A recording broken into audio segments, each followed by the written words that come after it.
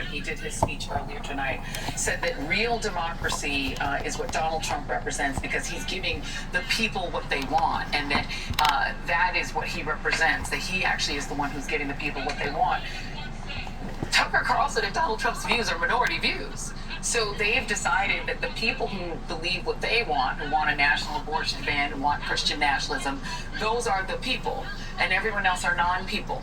And so it doesn't matter what anyone else wants, because to them, it's whatever Donald Trump says the people want, that's what the people want, and that is actual democracy. What is interesting is that I will not be the first person or even the first millionth person to note this, but to have in Donald Trump, having lived the way he has lived and having had the tabloid lifestyle that he has reveled in for so long, that's so much a part of what his public persona is, to have him be the vehicle for a movement that really has brought about abortion bans, that wants to get rid of no-fault divorce. Yes. Right? That wants to ban contraception. Literally contraception is birth control.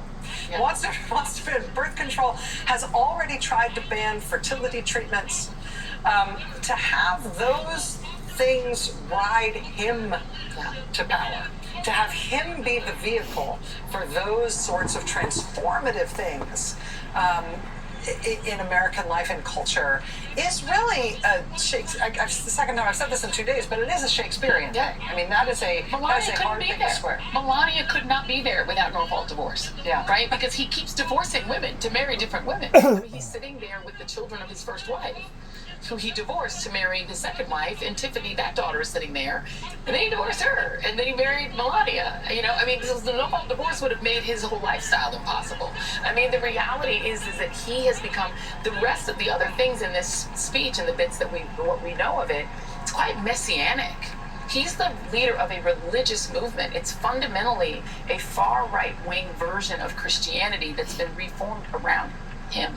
He is the Godhead in this religion. He's the golden calf that they're worshiping in that room and in this party. And he's the least religious person, period, who has ever had the Republican nomination. If I go to church. Or the Democratic. Think of it. I mean, the part of it that brings back. I'm going to say two things and two different perspectives about what you're talking about right now. This is the first time that I've documented this particular event pertaining to these rallies. First of all, everybody makes mistakes, and everybody has made mistakes, regardless whether it's in a love affair or whatever. And that's the primary reason why that we serve not only a God of justice, but we serve a God of mercy through the blood of Jesus Christ. Whenever we forget that, then we are hinging in basically judging somebody or condemning them. Second thing I want to say that is in respect towards the Bible and not my own opinion is that Jesus said that woe be unto them that all people shall speak well of, for so did they to the false prophets before them. Now, I'm not trying to say that Donald Trump is any type of a prophet or a false prophet, either or, but I'm just saying that by and large, those that are coming onto the scene disguised, fraudulent, or even some people may say being an imposter, the people are going to fall for it. And what I'm seeing, now I'm going to go back to my opinion. What I'm seeing is a group of rich people that wants to follow a rich man. That's what I'm seeing. I'm seeing the people that are purposely being misled by following after money. And of course, what does the Bible say about the God of money? What does the Bible say about that? To me, once more, this is my opinion. I'm very opinionated sometimes, probably too opinionated sometimes. To me, it doesn't matter whether or not it's Republican or Democrat. We are in for a ride for the next 20 plus years, providing that the world lasts that long. And the sad thing about this ride, it's it's grinding with such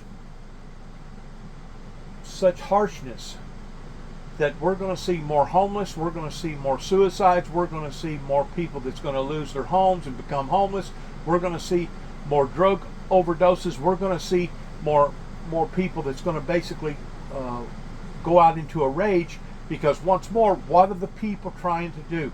They're trying to repair something from the outside in. And Jesus said that you do not clean the cup from the outside in, but from the inside out. They was chastising him because he didn't wash his hands whenever he got ready to eat. Now I'm going to say something else. The Bible says that God chose Noah because Noah, in God's eyes, was a righteous man. Now there's different opinions about somebody being righteous. Some people may say, well, that means that he's holier than thou, or she's holier than thou, and she never says a curse word, she never utters any bad thing, she's always there for subservient, she's very humble and loyal, and etc., and she never steals, and she never lies, and etc. Well, that may be part of it. That may be part of it. But the main part of it, I think, is honesty. And you may be saying, well, why is that, Dennis? Why would you want to think honesty is actually above and beyond someone that's actually trying to keep the commandments of God? Because it talks about, in the last days, the Father seeketh those who worship him in truth and in spirit. And if you're not truthful to yourself, you're not truthful to God. If you're not loyal to yourself towards being truthful to yourself, you're not truthful to God. Now, you can put on a play act all you want. You can dress it up. You can really fool a lot of people. But I'm going to use me now as an example here. For somebody such as myself that hasn't done nothing to the audience, nothing to the general community around here, and for them to turn on me the way that they have, it's not that they turned on me because of anything that I personally have done to them. That's not why they turned on me. They turned on me because of the trueness of the message, and to them it's too deep, it's too thick. They're not willing to accept the truth about the messenger. And we can see now, after 30 plus years, what this has gotten society over here in America, which is basically total hell. Total hell, because of the baby boomers and the adults that allowed for this to get in the shape that it's in. Now, if you think that somebody like Donald J. Trump is going to be able to wave a wand over the nation and all of a sudden everything be hunky-dory, it ain't going to happen. It ain't going to happen with the Republicans or the Democrats. I will say this about Donald Trump. Donald Trump does not mind voicing his opinion about God, as confusing as it may sound. Donald Trump is the one that basically put the limelight in regards towards being able to put lascivious scenes out in people's houses without people actually tearing them down or calling the law on people. It was Donald Trump that made that movement. Because before Donald Trump became president, before COVID ever hit, it had gotten so bad over here in America that if you had a Christmas lascivity scene with Jesus Christ and Mary, Virgin Mary and baby Jesus and the three wise men, you was liable to be vandalized because of anti-Semitism. Anti-Semitism was getting to the point that it was almost unbearable before Donald J. Trump come on board.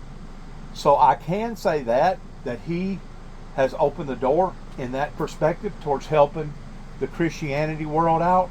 And I can also say in good, fair, honest consciousness that he has been a contributing factor to our veterans.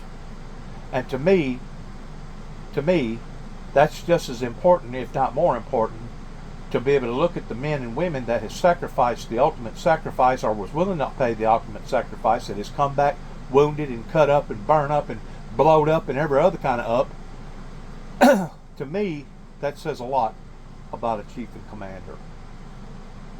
I do think, this is my opinion once more again, that the incident that happened less than a week ago, pertaining to Donald Trump being in somebody's crosshairs, pertaining to an assassin attempt on his life, I do think that right there was a wake-up call, and that we're going to see a different Donald Trump.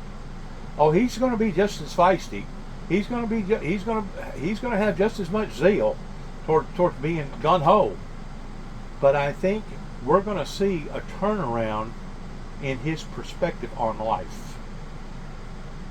Because anytime you come that close of losing your life, and I can verify that by a witness of knowing that my life has come close at least probably 7, 8, 10 times.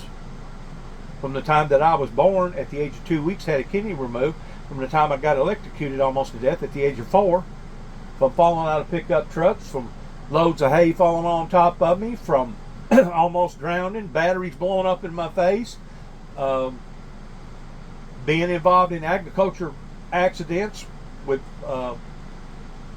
tractors running off the road, or losing control of the tractor as it's going downhill because it dislodges itself out of the gear that it was supposed to be in, or falling off of 4-story buildings, or having cars roll over on top of me. I can honestly say that all those events, verbatim, will change anybody's life, much less as many events that I've went through, because the devil does not want me to succeed, and he's out to kill, steal, and destroy. I actually at one time thought that it was God that was doing this to me. And it's not God. It's not God. But what you got to do, you got to be prayed up, packed up, and ready to go up at any given time, because today there's so much wickedness and there's so much entrapfulness out there on one level or the other that it's almost unbearable. I'll put it this way. Whenever Billy Graham was growing in his ministry, the Billy Graham ministry, whenever he was getting on an elevator to either go up or down, whenever he hit the button for the door to open up, if there was one woman in there and no witnesses, he would look at the woman and say, "I'll just pass. I'll get the next one." Why would he do that? Why would he counsel people always leaving the door open, or making sure that there was a witness or there was a camera going to document that particular procedure towards counseling, especially counseling women? Why would he do that? Why would Billy Graham take those kind of precautionary measures? I'm going to tell you why. Because he knew that the devil was out to kill him, destroy him, and he had become over cautious, and because of it, he wasn't willing to chance no type of chance in taking a chance towards something blowing up, and the next thing you know, costing him his ministry, similar towards what happened to Jimmy Swaggart whenever Jimmy Swaggart got caught with a prostitute over in, I think it was New Orleans, if I'm not mistaken. But the devil's out to kill, steal, and destroy. And if you don't think that your adversary is out to stop you, you're only deceiving yourself.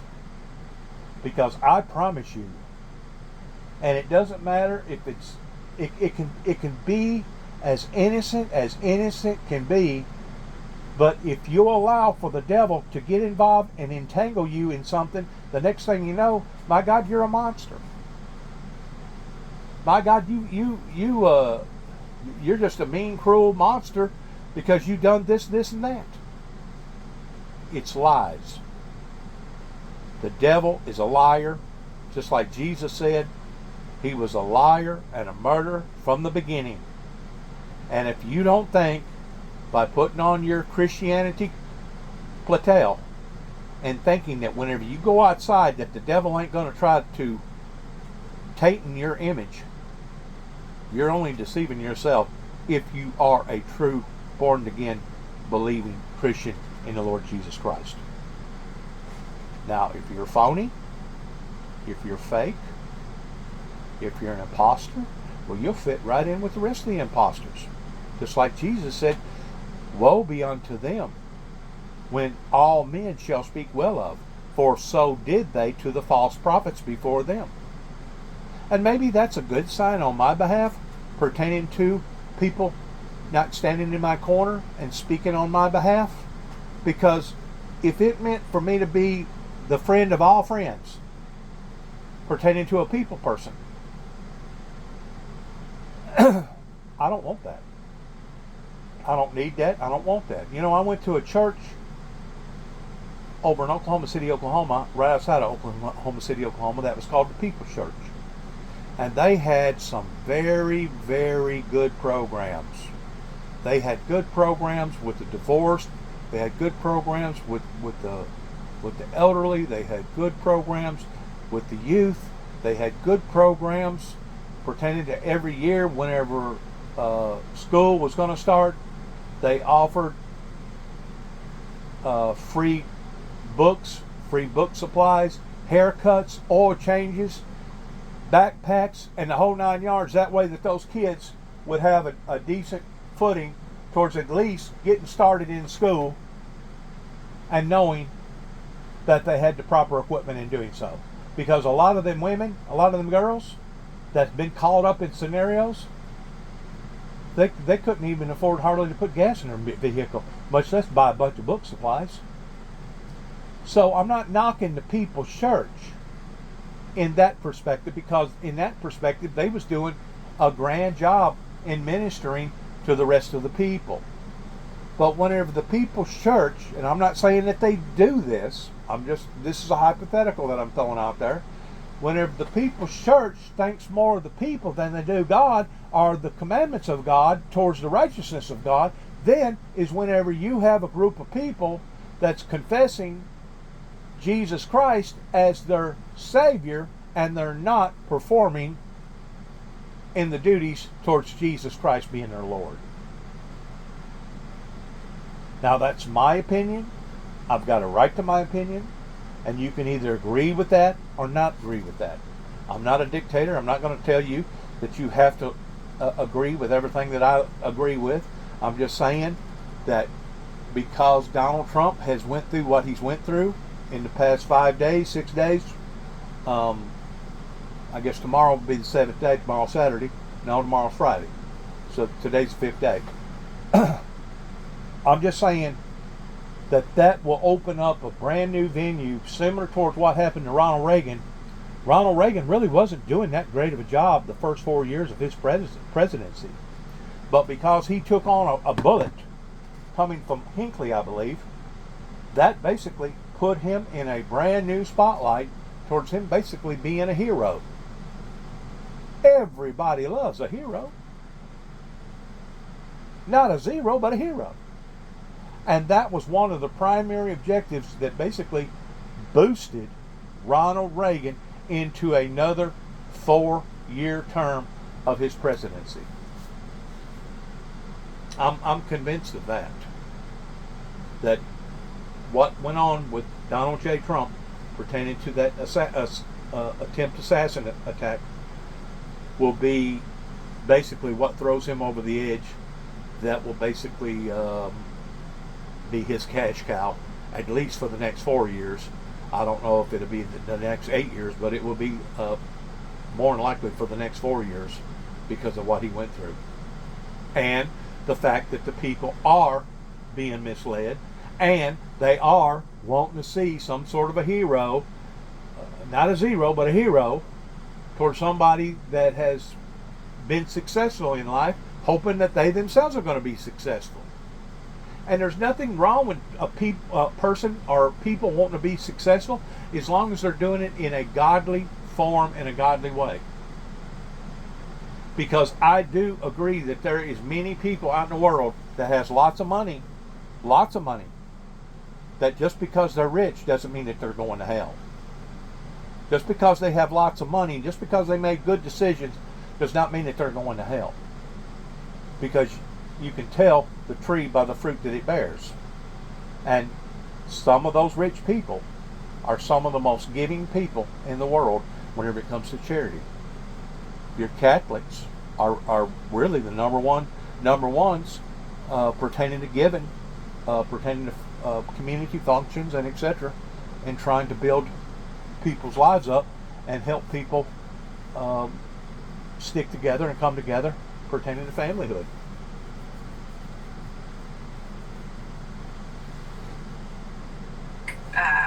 The role, the complicity of the Republican Party is they all know this also. And January 6th happens because Mitch McConnell and Kevin McCarthy say, let him cry it out. We know he lost, but let him cry it out. So he cries it out, and there's the first ever violent, they end the American tradition of peaceful transfer of power the world over. We can't say that anymore to anyone, anywhere, right? That we are a country with peaceful transfer of power. They end that. Mitch McConnell and Kevin McCarthy do that. Mitch McConnell refers, it could be one person, right? And don't get me wrong, I love to hear the Star Spangled Banner. I love to see people be motivated around the American flag and around God. Don't get me wrong, because I do.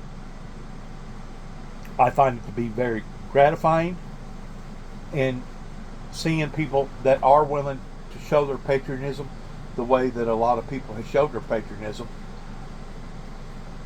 and including, and I hate to say this because I know it's going to be misunderstood, and including what went on January the 6th, because I really and truly believe that a whole lot of them people was just there at the wrong place at the wrong time, and they got caught up in something that they wasn't planning on being caught up in, and now they've got stained records because they proved their patriotism for their country.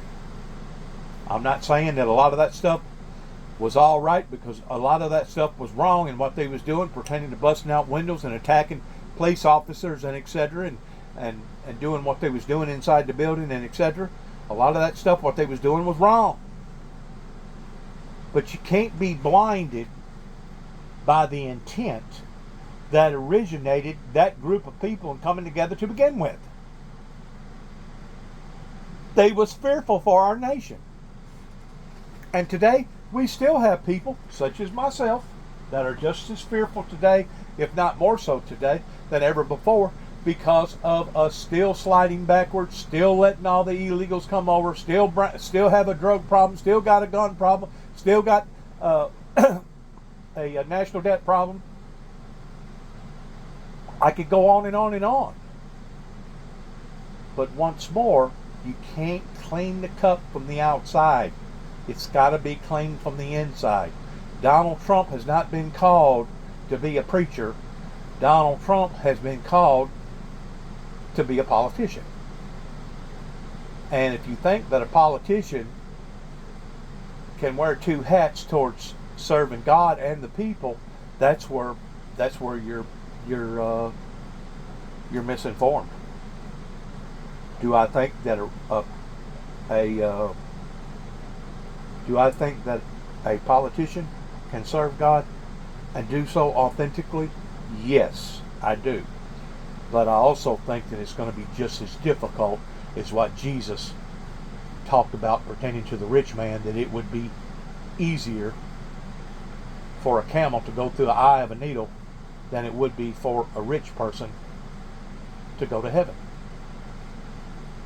You got to look at the facts. You can dress it up. You can smoke screen it. You can camouflage it all you want. But the truth is the truth regarding what the Lord Jesus Christ taught that would occur in these final last remaining days. Mitch McConnell refers Trump criminally, but because of Mitch McConnell's role in manipulating the makeup of the United States Supreme Court, what Mitch McConnell thought should happen to Donald Trump for his role on January 6th will never happen to Donald Trump or anybody else. You can't refer a president criminal prosecution ever again because of what Mitch McConnell did to the United States Supreme Court. Kevin McCarthy is getting punked every day at the convention by Matt Gaetz, telling don't get between McCarthy and a camera, because he wants to tell anyone listening that Matt Gaetz did terrible things, had sex with an underage girl, and should be prosecuted. DOJ looked at that case, didn't happen. That's because Donald Trump's guy Bill Barr was there. It's a case that Merrick Garland actually inherited, and who knows why it wasn't brought. But everything that has come to pass is also the fault, or primarily the fault, of the Republican Party.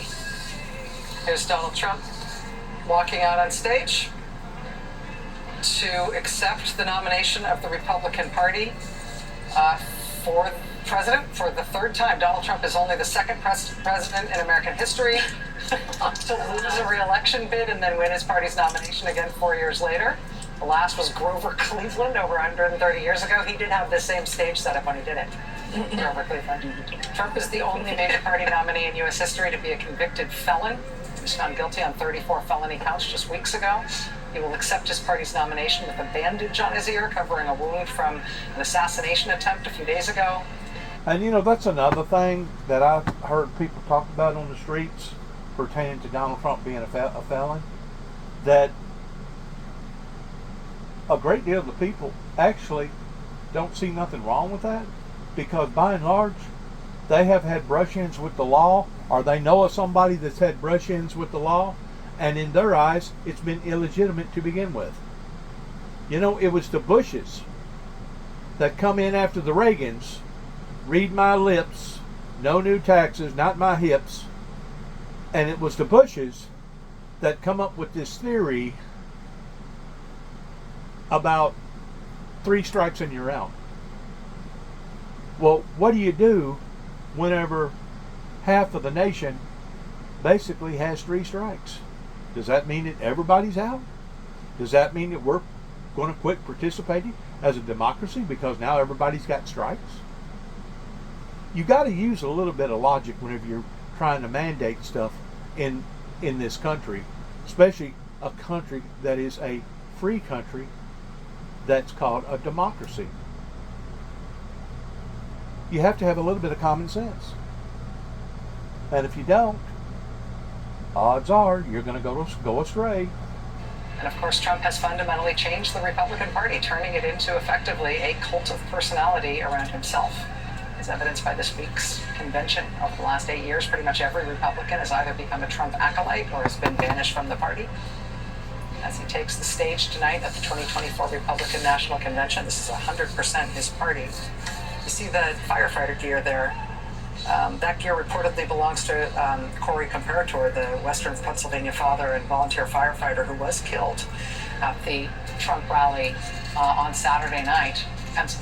Butler, Pennsylvania Trump rally this weekend. He was trying to shield his family from the bullets from that attempted assassination. Mr. Comparator was just 50 years old. He leaves a wife and 2 daughters. His jacket and helmet will remain on stage for the duration of Trump's acceptance speech. Let's watch.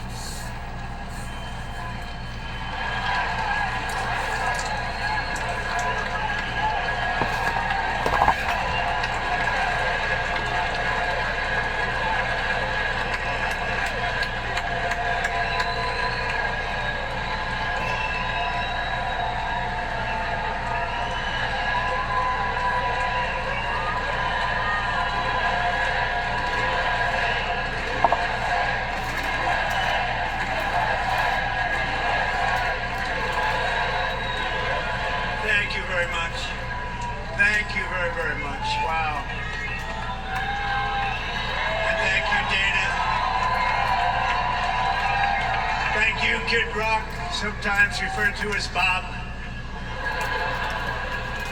And thank you, Lee, right from the beginning. Thank you very much. What a talent. What a beautiful, beautiful song.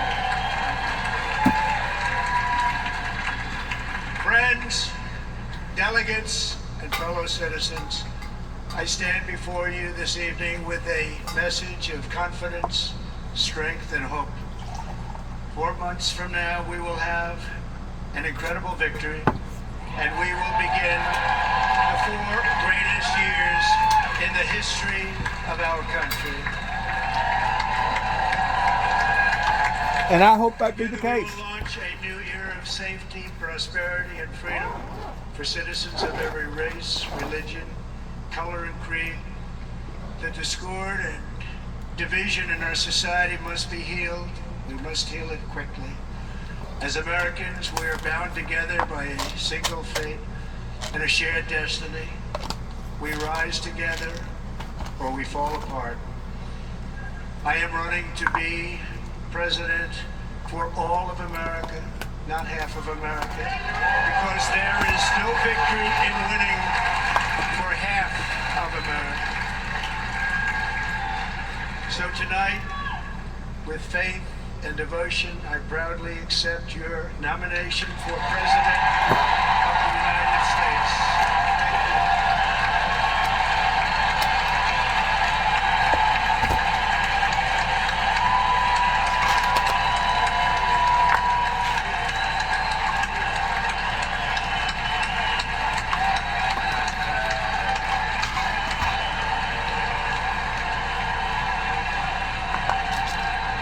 Thank you very much.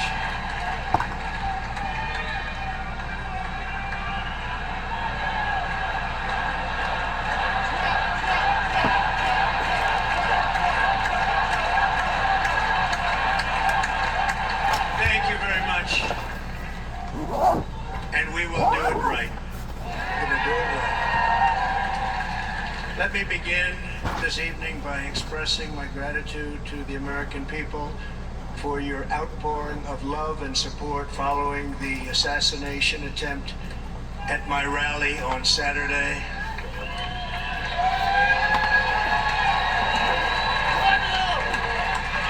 As you already know, the assassin's bullet came within a quarter of an inch of taking my life. So many people have asked me, what happened? Tell us what happened, please. And therefore I will tell you exactly what happened, and you'll never hear it from me a second time because it's actually too painful to tell. It was a warm, beautiful day in the early evening in Butler Township in the great Commonwealth of Pennsylvania. Music was loudly playing, and the campaign was doing really well. I went to the stage and the crowd was cheering wildly. Everybody was happy. I began speaking very strongly, powerfully, and happily because I was discussing the great job my administration did on immigration at the southern border. We were very proud of it.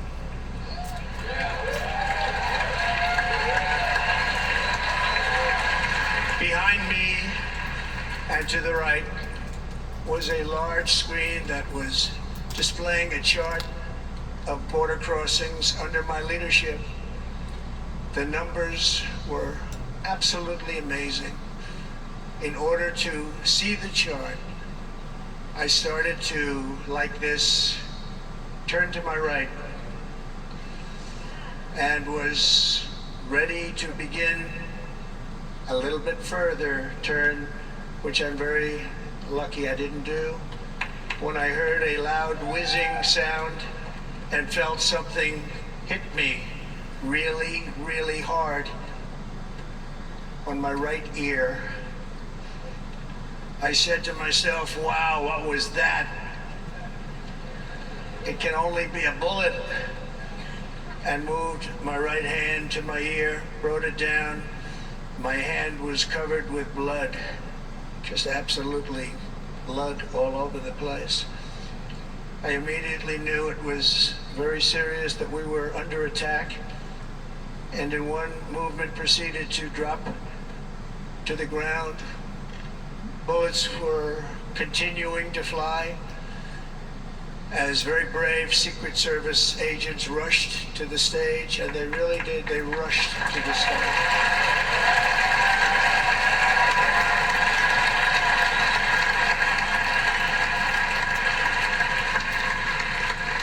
These are great people, at great risk, I will tell you, and pounced on top of me so that I would be protected. There was blood pouring everywhere, and yet, in a certain way, I felt very safe because I had God on my side. Amen.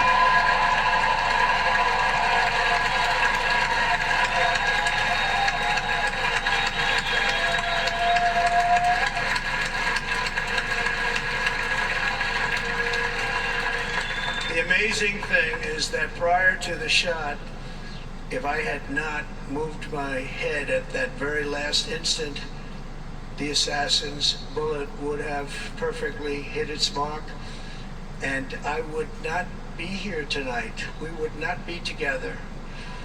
The most incredible aspect of what took place on that terrible evening in the fading sun was actually seen later.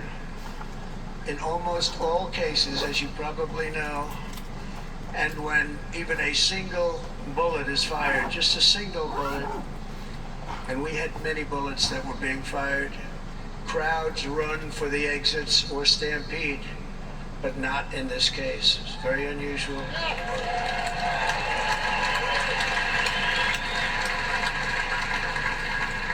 This massive crowd of tens of thousands of people stood by and didn't move an inch. In fact, many of them bravely but automatically stood up looking for where the sniper would be. They knew immediately it was a sniper, and then began pointing at him. You can see that if you look at the group behind me. That was just a small group compared to what was in front. Nobody ran, and by not stampeding, many lives were saved. But that isn't the reason that they didn't move. The reason is that they knew I was in very serious trouble. They saw it. They saw me go down.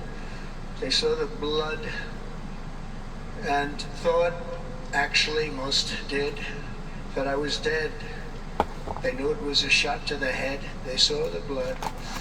And there's an interesting statistic. The ears are the bloodiest part. If something happens with the ears, they bleed more than any other part of the body. For whatever reason, the doctors told me that, and I said, why is there so much blood? He said, it's the ears, they bleed more. So we learned something, but they just, this beautiful crowd, they didn't want to leave me. They knew I was in trouble. They didn't want to leave me, and you can see that love written all over their faces. Incredible people. They're incredible people. Bullets were flying over us, yet I felt serene. But now the Secret Service agents were putting themselves in peril. They were in very dangerous territory. Bullets were flying right over them, missing them by a very small amount of inches.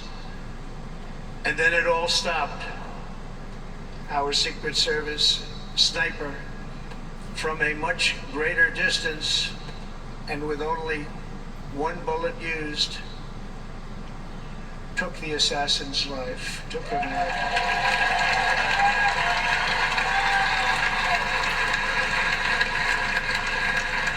I'm not supposed to be here tonight. Not supposed to be here.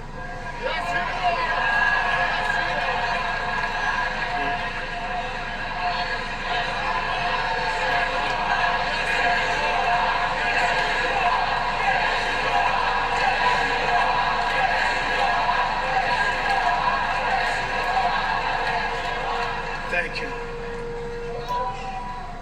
But I'm not. And I'll tell you, I stand before you in this arena only by the grace of Almighty God. Amen. Amen. In watching the reports over the last few days, many people say it was a providential moment. Probably was. When I rose surrounded by Secret Service, the crowd was confused because they thought I was dead, and there was great, great sorrow. I could see that on their faces as I looked out. They didn't know I was looking out. They thought it was over.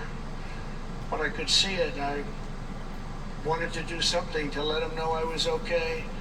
I raised my right arm looked at the thousands and thousands of people that were breathlessly waiting and started shouting, "Fight, fight, fight."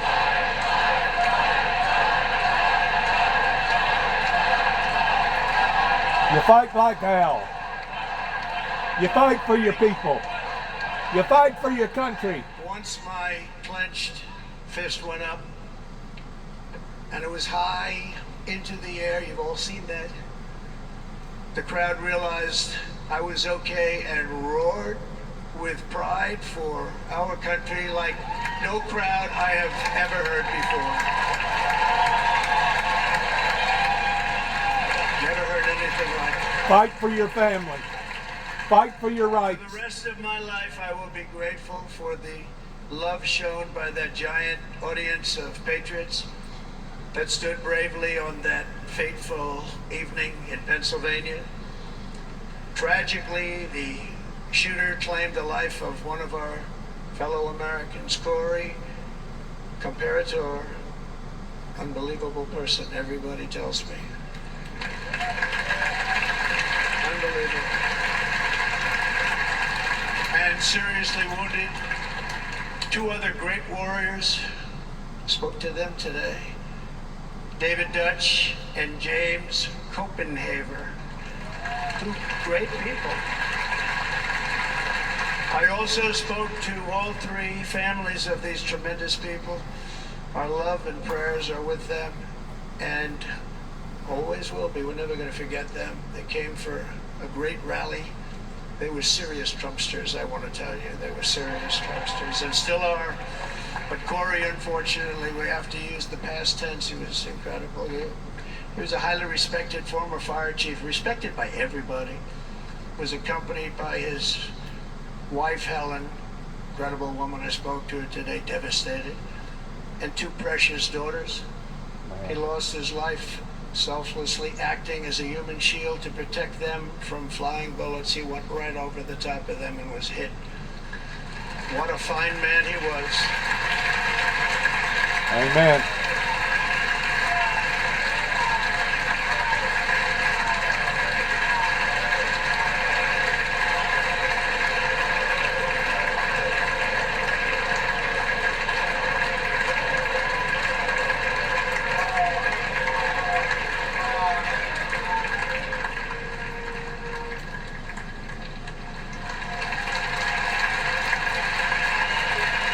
Amen.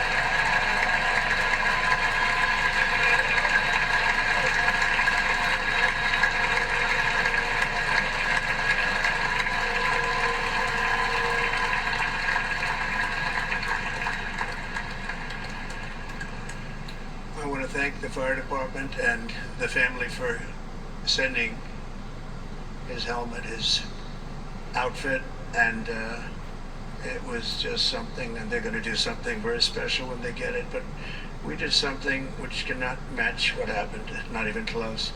But I am very proud to say that over the past few days, we've raised $6.3 million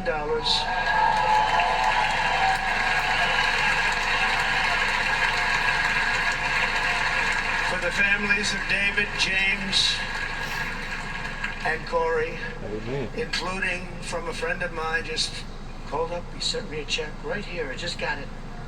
$1 million from Dan Newland. Thank you, Dan. And again, when speaking to the family, I told them, I said, well, I'm going to be sending you a lot of money, but it can't compensate. They all said the same thing. You're right, sir. We appreciate so much what you're doing, but nothing can take the place in the case of Corey. And the other two, by the way, they were very, very seriously injured, but now they're doing very well. They're going to be okay. Good. They're going to be doing good. Good. The Warriors.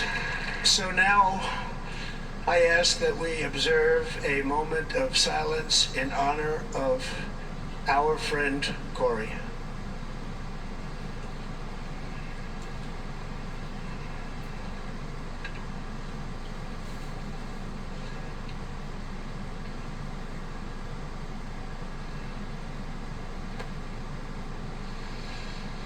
There is no greater love than to lay down one's life for others. This is the spirit that forged America in her darkest hours, and this is the love that will lead America back to the summit of human achievement and greatness. This is what we need.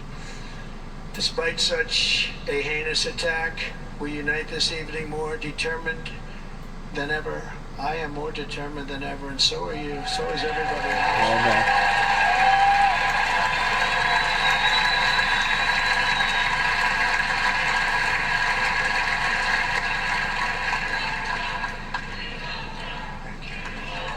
Thank you very much.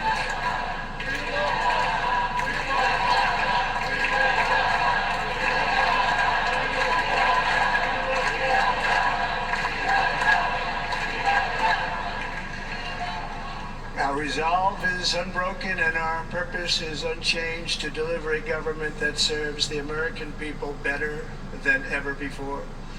Nothing will stop me in this mission because our vision is righteous and our course is pure. No matter what obstacle comes our way, we will not break, we will not bend, we will not back down, and I will never stop fighting for you, your family, and our magnificent country. Never.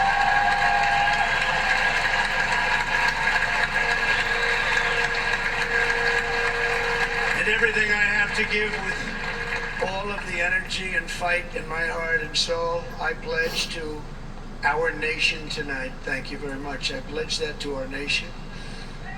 We're going to turn our nation around, and we're going to do it very quickly. Thank you.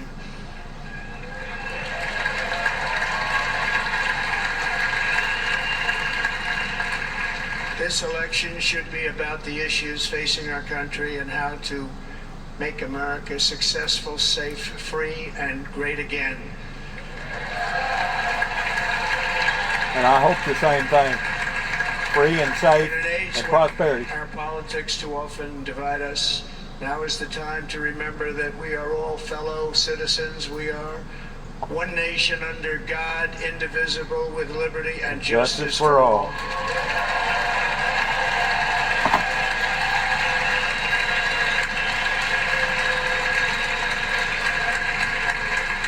And we must not criminalize dissent or demonize political disagreement, which is what's been happening in our country lately at a level that nobody has ever seen before.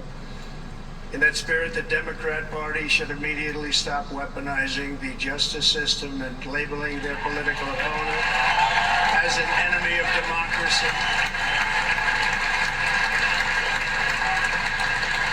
Especially since that is not true. In fact, I am the one saving democracy for the people of our country.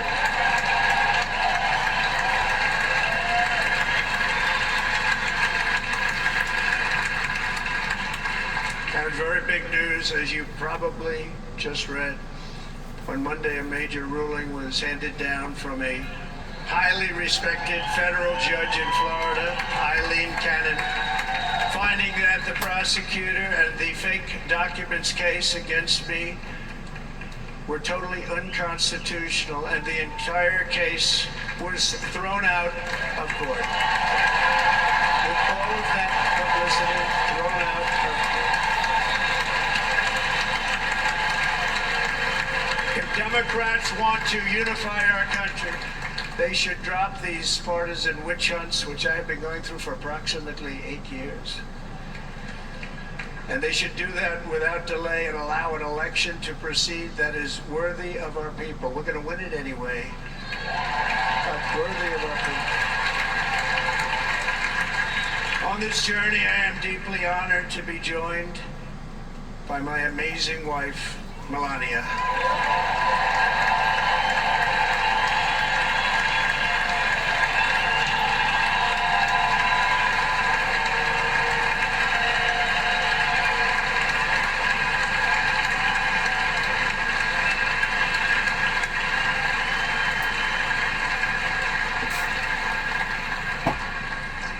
Melania, thank you very much. You also did something really beautiful, a letter to America calling for national unity, and it really took the Republican Party by surprise. I will tell you, it was beautiful.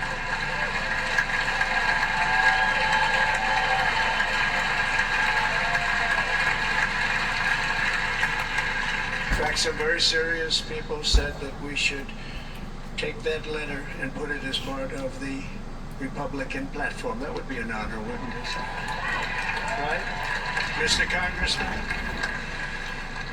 But it captivated so many, so I also want to thank my entire family for being here. Don, Kimberly, Ivanka and Jared, Eric and Lara, Tiffany and Michael, Barron, we love our Barron.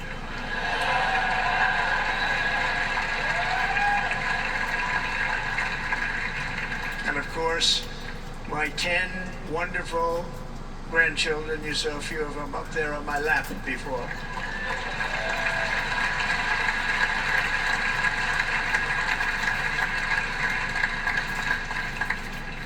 And how good was Dana? Was Dana good? Was he good? You know, he was on probably the only vacation he's had in about, maybe ever, because he works, but about 10 years with his wife, very far away. I won't tell you where, but very, very far away, beautiful place. And my people called and he said, yeah, I won't be able to do it. This is many, many years. I promised my wife I can't do it. And they came in, they said, Dana won't be able to do it because he was my first, second, and third choice. I said, well, you know, that's too bad, but I understand he's away and it's good. It's good for him. And that was it. About 30 minutes later, she came back in, sir, Dana just called, he's going to do it. And his wife, she said, you can't turn him down, you just can't do it, you have to go. That's a good wife.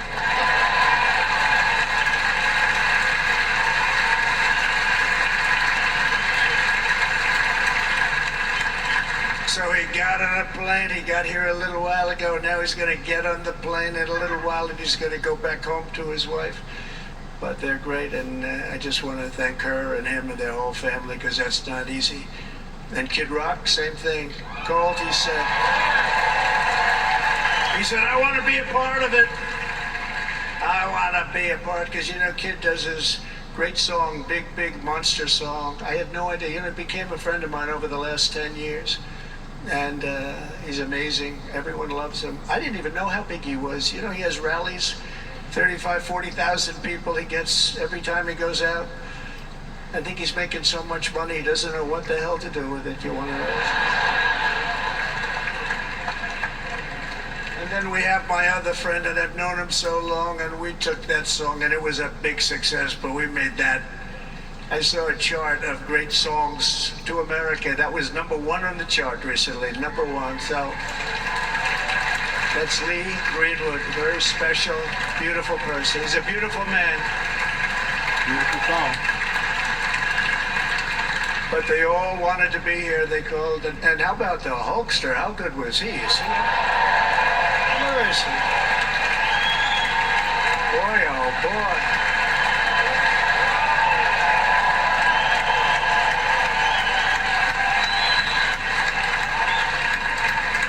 You know, they may call that entertainment. I know about entertainment, but when he used to lift a 350-pound man over his shoulders and then bench press him 2 rows into the audience, I say maybe entertainment, but he is one strong son of a gun. I will tell you, I watched it many times. There aren't a lot of entertainers that can do that, right? You were fantastic. Thank you very much. Followed by Eric. What was that all about? Boy, that was good. I didn't want to really come up here. But he was so great, and he's such a good young man. He went through a lot of trouble, and Don last night was incredible. They went through so much trouble. They got subpoenaed more than any people probably in the history of the United States. Every week they get another subpoena from the Democrats, crazy Nancy Pelosi, the whole thing, just boom, boom, boom. They've got to stop that because they're destroying our country. We have to work on making America great again, not on beating people. And we won. We beat them in all. We beat them on the impeachments. We beat them on indictments. We beat them. But the time that you have to spend, if they would devote that genius to helping our country, we'd have a much stronger and better country. That I agree with. And Jason, the biggest star in country music. Jason, thank you for being here. Jason, thank you very much. Jason Aldean, he's good. I like his wife even better, by the way. She's here. Thank you, Jason. But I'm thrilled to have a new friend and partner fighting by my side. The next Vice President of the United States, the current Senator from Ohio, J.D. Vance, and his incredible wife, Usha.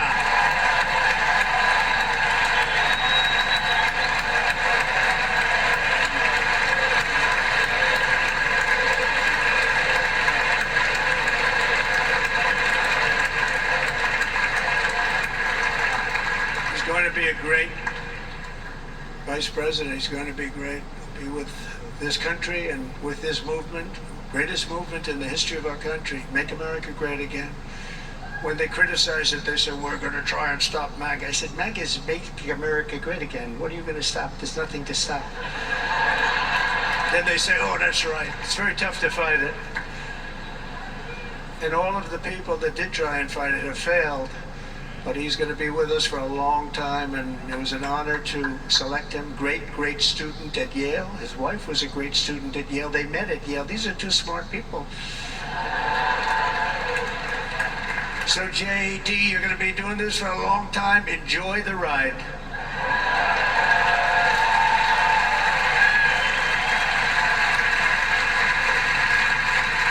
And a very special thank you to the extraordinary people of Milwaukee and the great state of...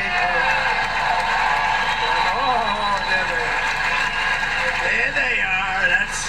You are so easy to spot. And Green Bay's going to have a good team this year, right? They're going to have a good team. Most of the audience doesn't like it, but it's true. You're going to have a very good team this year. And by the way, Wisconsin, we are spending over $250 million here creating jobs and other economic development all over the place. So I hope you will remember this in November and give us your vote. I am trying to buy your vote. I'll be honest about that.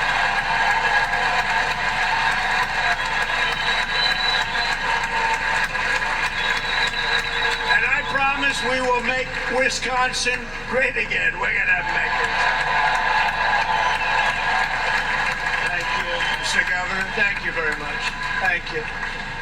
I'm here tonight to lay out a vision for the whole nation, to every citizen, whether you're a young or old man or woman, Democrat, Republican or independent, black or white, Asian or Hispanic. I extend to you a hand of loyalty and of friendship. Together we will lead America to new heights of greatness like the world has never seen before. We were right there in the first term.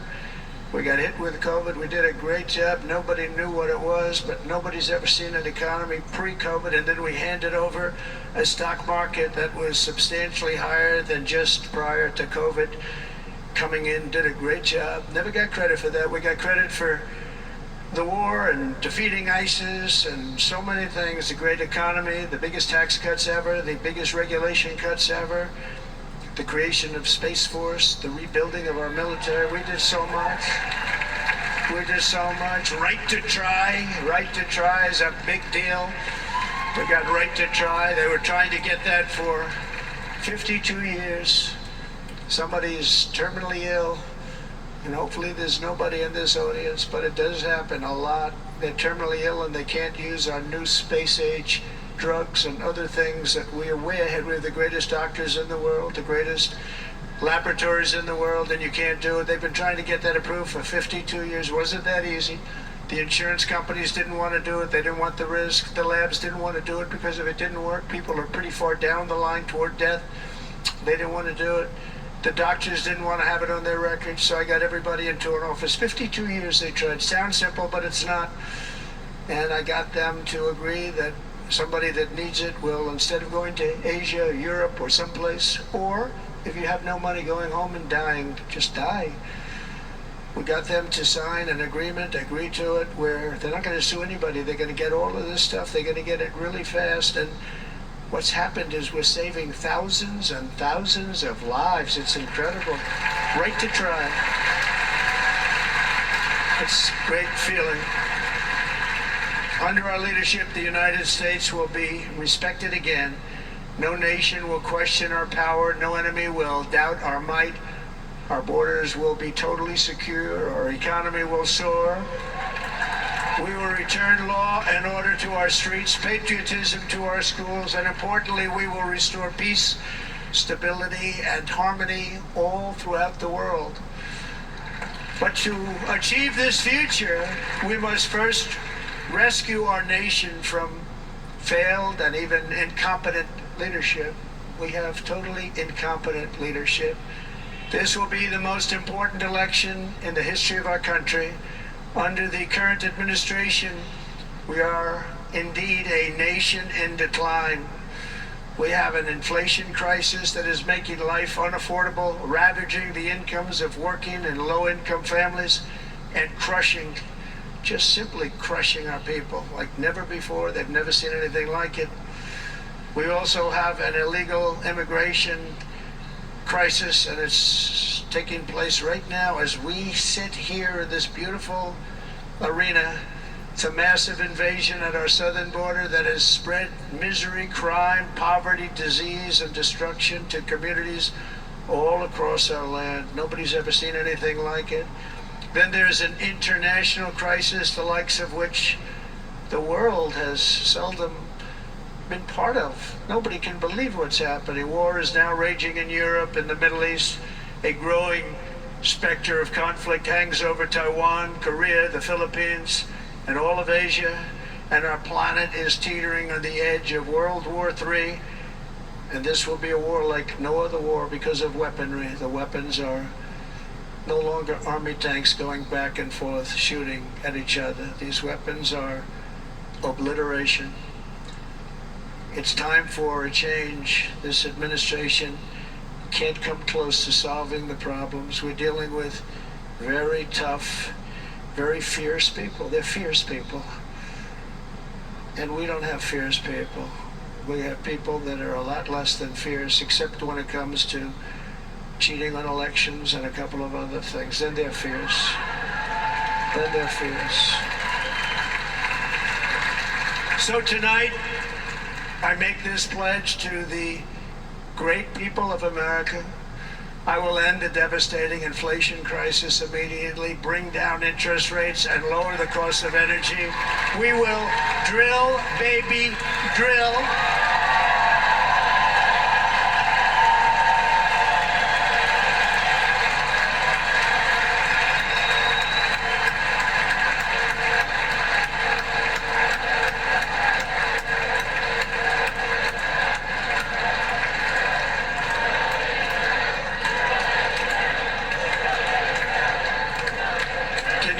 What they're doing. But by doing that, we will lead a large-scale decline in prices. Prices will start to come down. Energy raised it. They took our energy policies and destroyed them. Then they immediately went back to them, but by that time, so much was lost.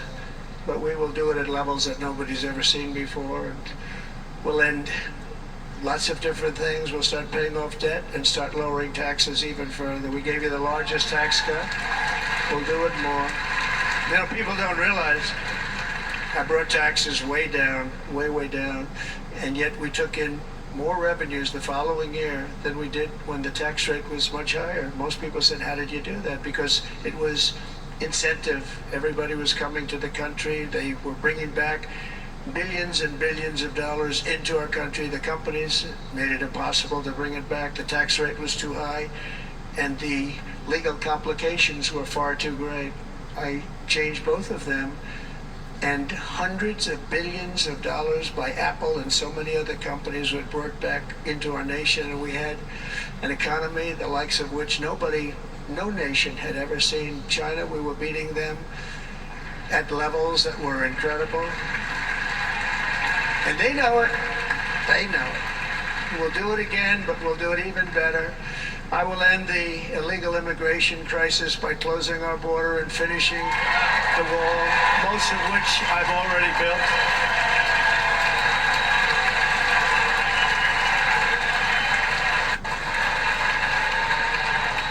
On the wall, we were dealing with a very difficult Congress, and I said, oh, that's okay, we won't go to Congress. I call it an invasion.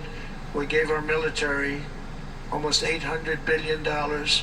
I said, I'm going to take a little of that money because this is an invasion, and we built, most of the wall is already built, and we built it through using the funds, because what's better than that? We have to stop the invasion into our country that's killing hundreds of thousands of people a year. We're not going to let that happen. I will end every single international crisis that the current administration has created, including the horrible war with Russia and Ukraine, which would have never happened if I was president, and the war caused by the attack on Israel, which would have never happened if I was president. Iran was broke. Iran had no money. Now Iran has $250 billion. They made it all over the last 2.5 years. They were broke. I watched the other day on a show called Deface the Nation. Has anyone seen it?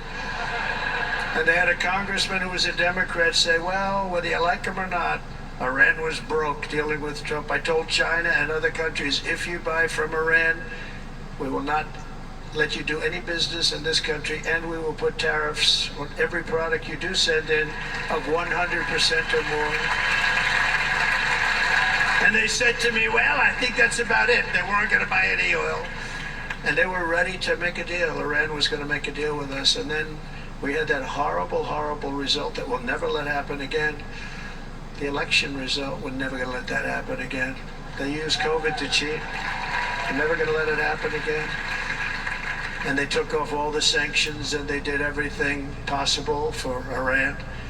And now Iran is very close to having a nuclear weapon, which would have never happened. This is a shame what this administration, the damage that this administration has done. And I say it often, if you took the 10 worst presidents in the history of the United States, think of it, the 10 worst, added them up, they will not have done the damage that Biden has done.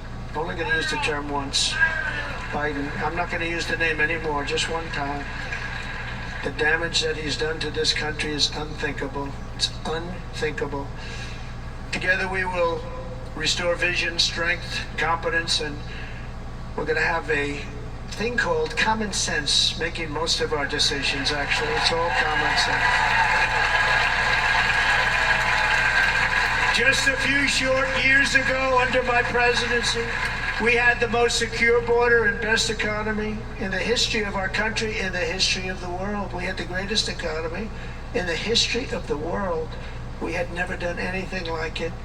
We were beating every country, including China, by leaps and bounds. Nobody had seen anything like it. We had no inflation, soaring incomes were going.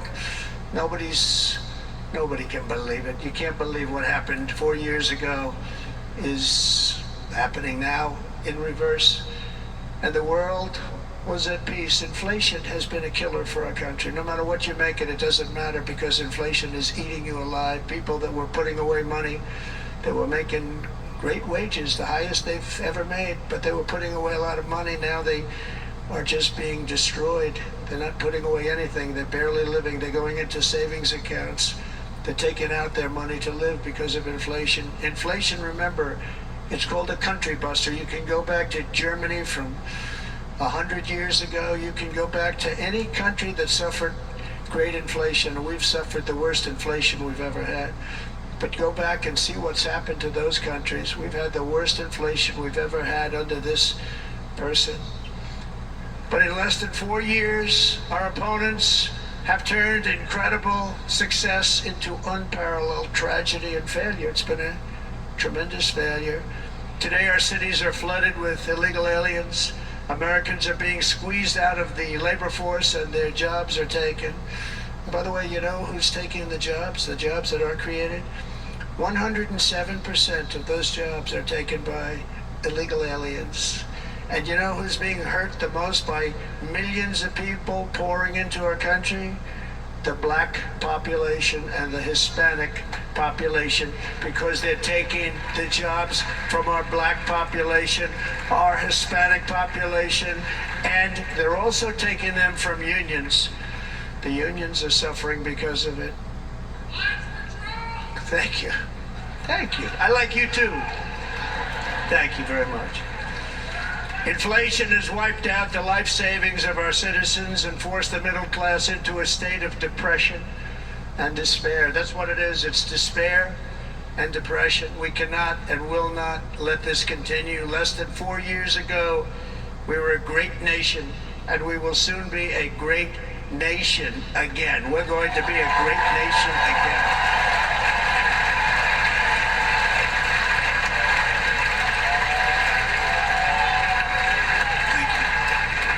Proper leadership, every disaster we are now enduring will be fixed, and it will be fixed very, very quickly.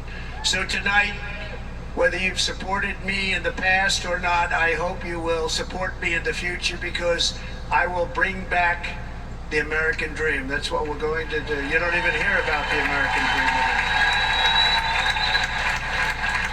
With great humility, I am asking you to be excited about the future of our country. Be excited. Be excited.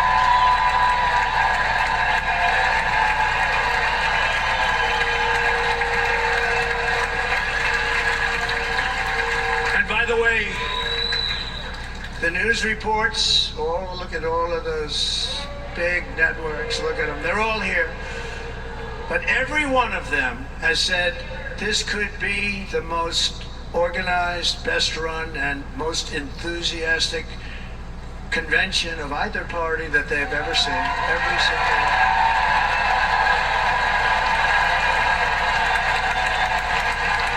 And it's true. It's true. And there's love in the room. There's great love in the room.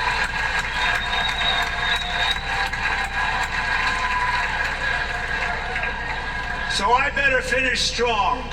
Otherwise, we'll blow it, and we can't let that happen. Now, this was great. All of the great people that spoke, and everybody hit a home run. I mean, there's not one that I can think of where I said, oh, gee, that wasn't great. Every single person. I refuse to be the only one. Don't do that to me. They're already getting ready. See, I gave them an idea. Now, this was a great convention. This was, I think we're actually going to go home and miss it. You know, usually with a first of all, look at these crowds. You'd never have this at a convention. Look at these crowds.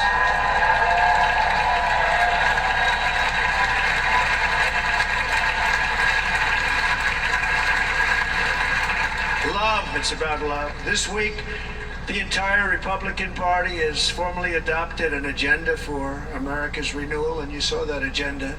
And it's very short compared to the long, boring, meaningless agendas of the past, including the Democrats. They write these things that are hundreds of pages long, and they never read them after they're done.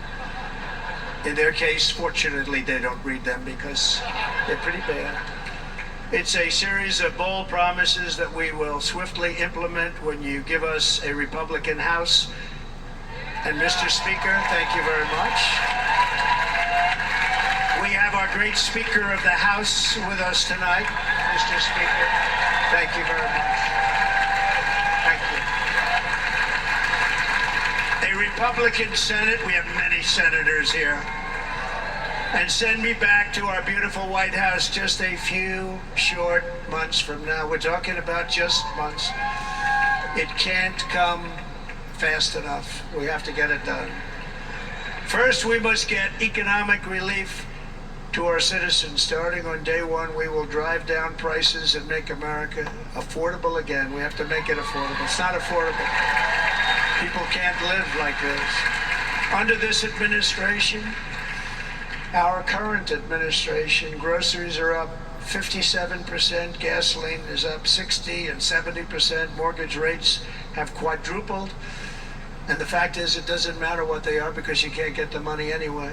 Can't buy houses. Young people can't get any financing to buy a house. The total household costs have increased an average of $28,000 per family under this administration.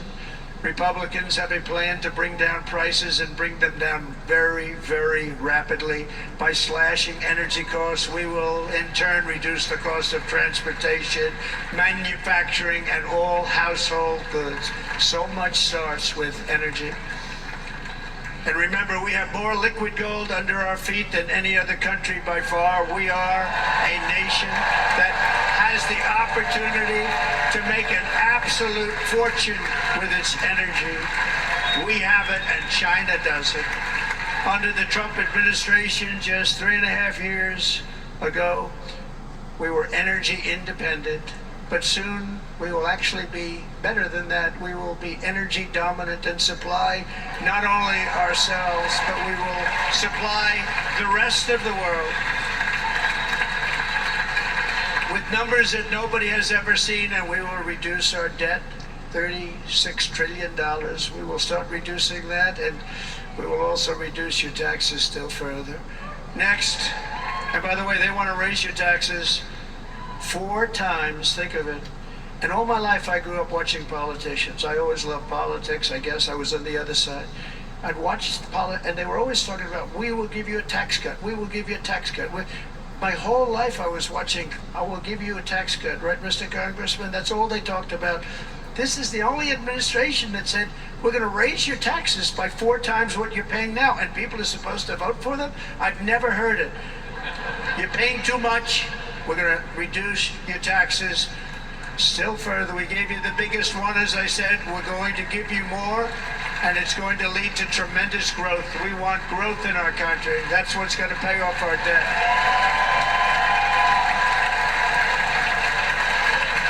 And next we will end the ridiculous and actually incredible waste of taxpayer dollars that is fueling the inflation crisis. They spent trillions of dollars on things having to do with the Green New Scam. It's a scam.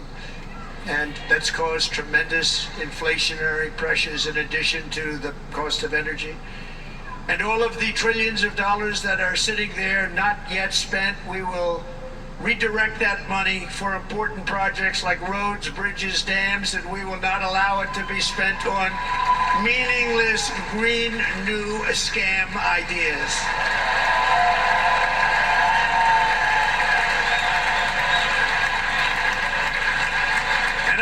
The electric vehicle mandate on day one.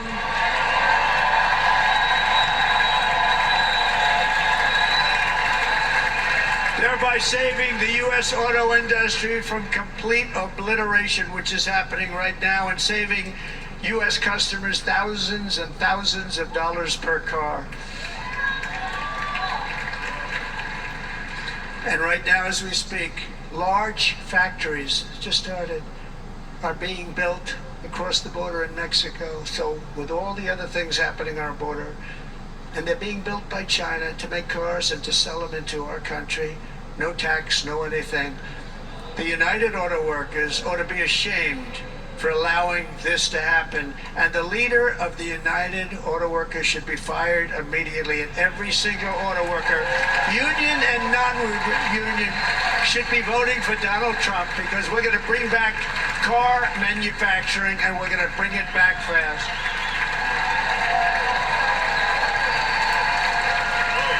They're building some of the largest auto plants anywhere in the world. Think of it, in the world. We're going to bring it back. We're going to make them. We don't mind that happening, but those plants are going to be built in the United States, and our people are going to man those plants.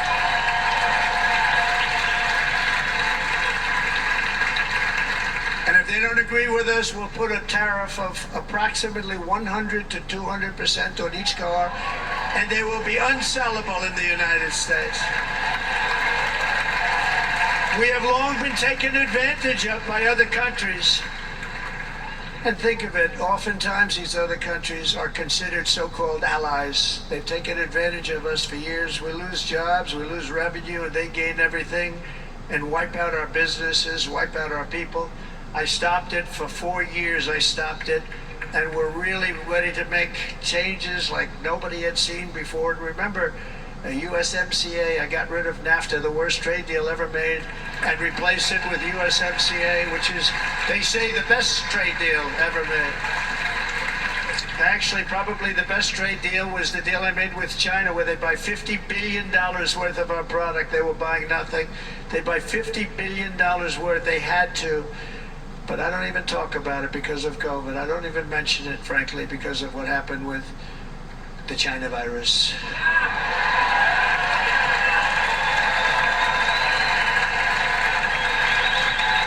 We will not let countries come in, take our jobs, and plunder our nation. They come and do that. They plunder our nation. The way they will sell their product in America is to build it in America. Very simple. Build it in America and only in America.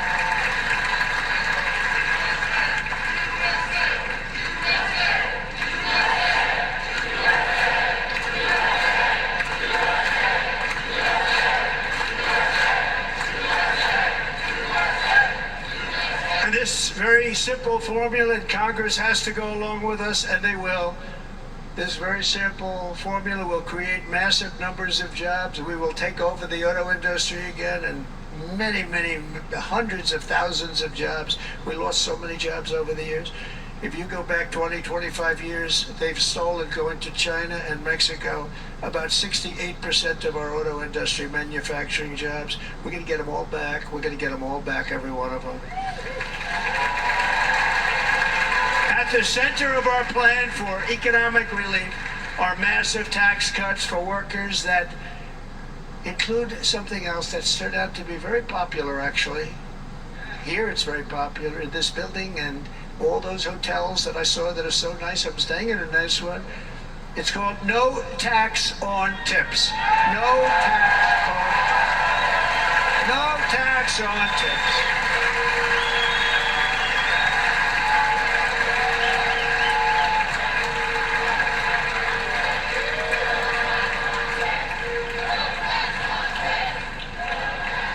I got that by having dinner recently in Nevada, where we're leading by about 14 points. Hello. I'll see you there very soon, everybody. And we're having dinner at a beautiful restaurant in the Trump building on the Strip, and it's a great building, and the waitress comes over. How's everything going? A really nice person. How's everything going? Oh, sir, it's so tough. The government's after me all the time on tips. I said, well, they give you cash. Would they be able to find him? She said, actually, and I didn't know this, she said, very little cash is given. It's all put right on the check.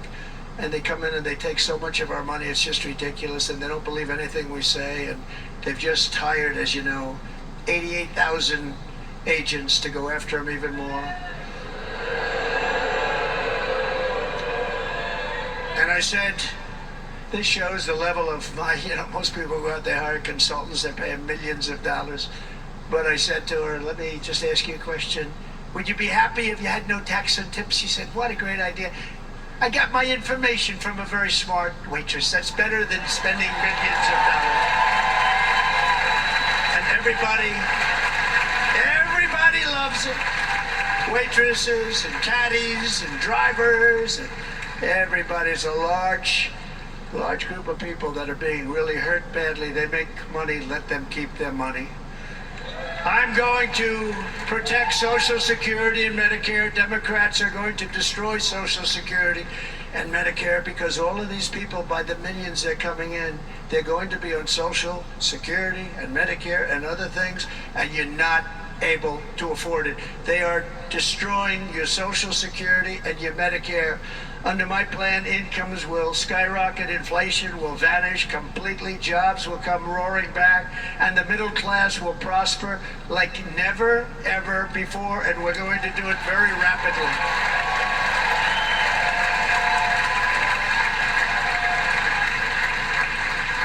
But no hope or dream we have for America can succeed unless we stop the illegal immigrant invasion, the worst that's ever been seen anywhere in the world. There's never been an invasion like this anywhere. Third world countries would fight with sticks and stones not to let this happen.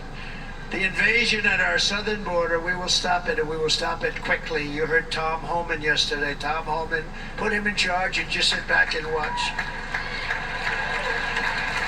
Brandon Judd, the Border Patrol, he's incredible. These guys, they really, their job is a lot easier if they don't have to do anything, but they want to. They're patriots. Brandon Judd, Border Patrol, ICE.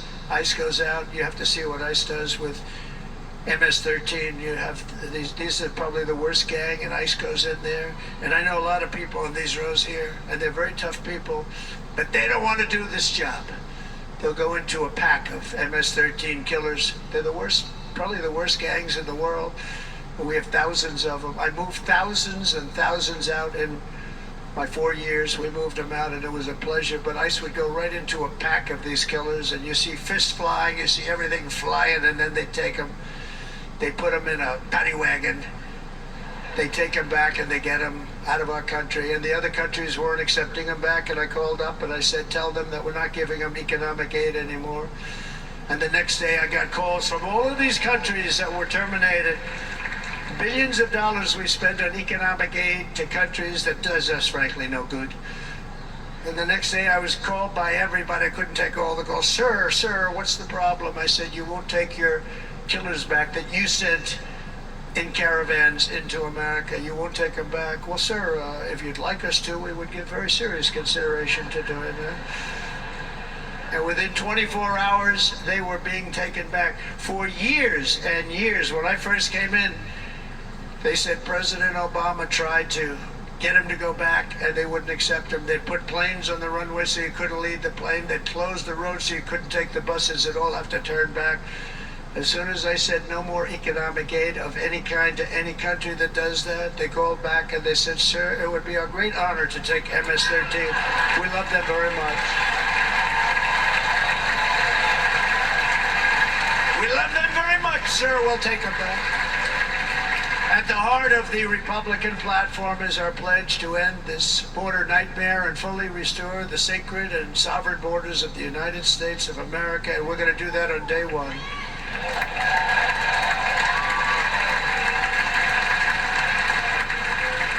That means two things in day one, right? Drill, baby, drill, and close our borders.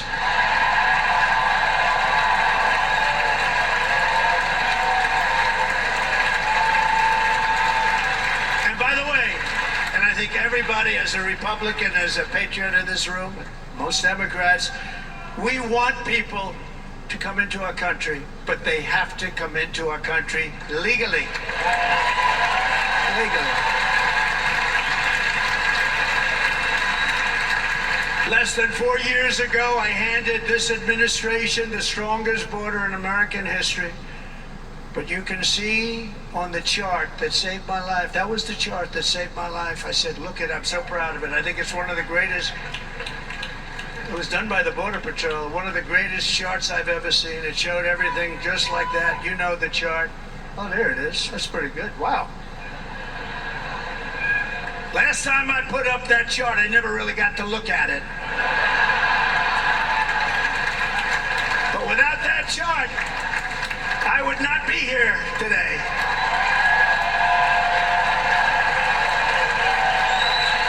Never got to look at it.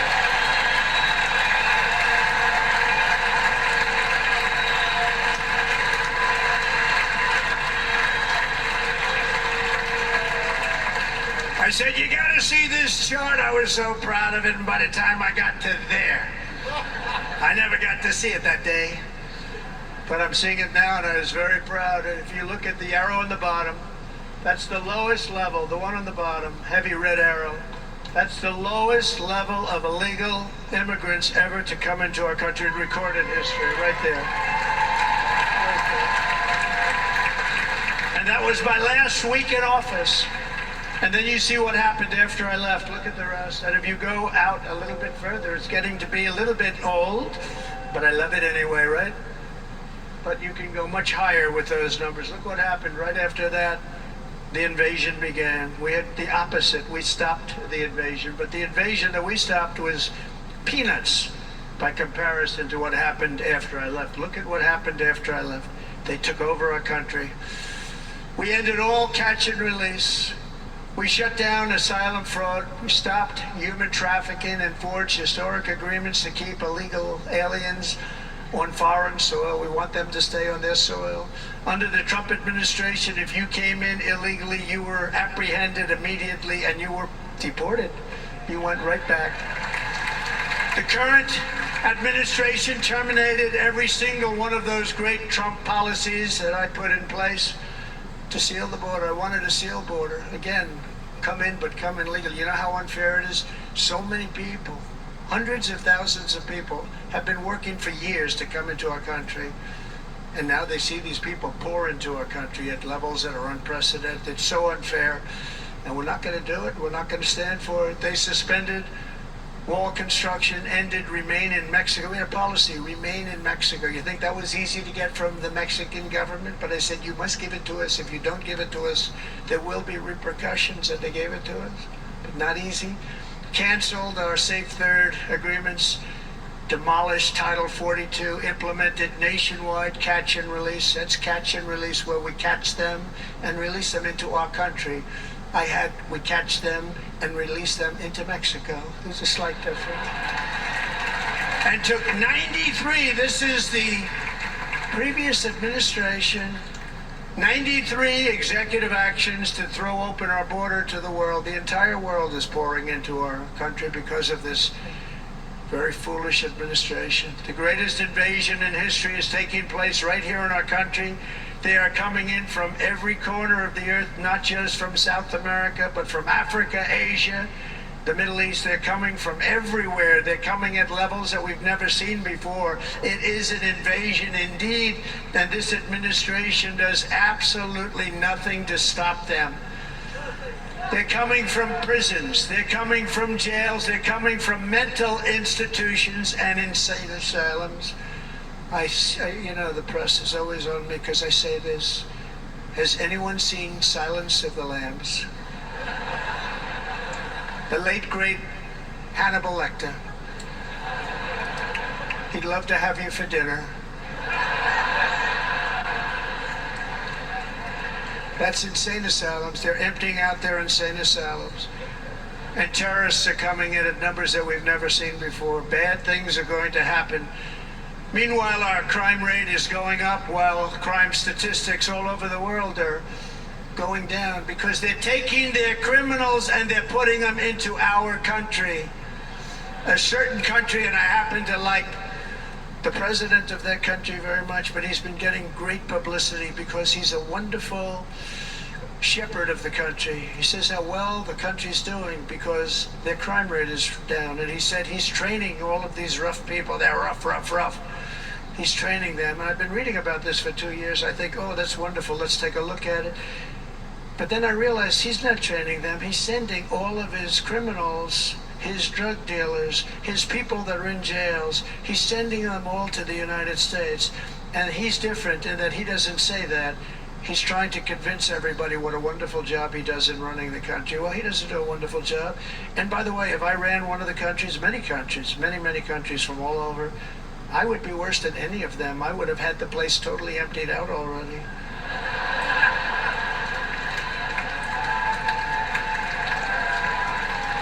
But we become a dumping ground for the rest of the world, which is laughing at us. They think we're stupid. And they can't believe that they're getting away with what they're getting away with, but they're not going to be getting away with it for long. That's what I can tell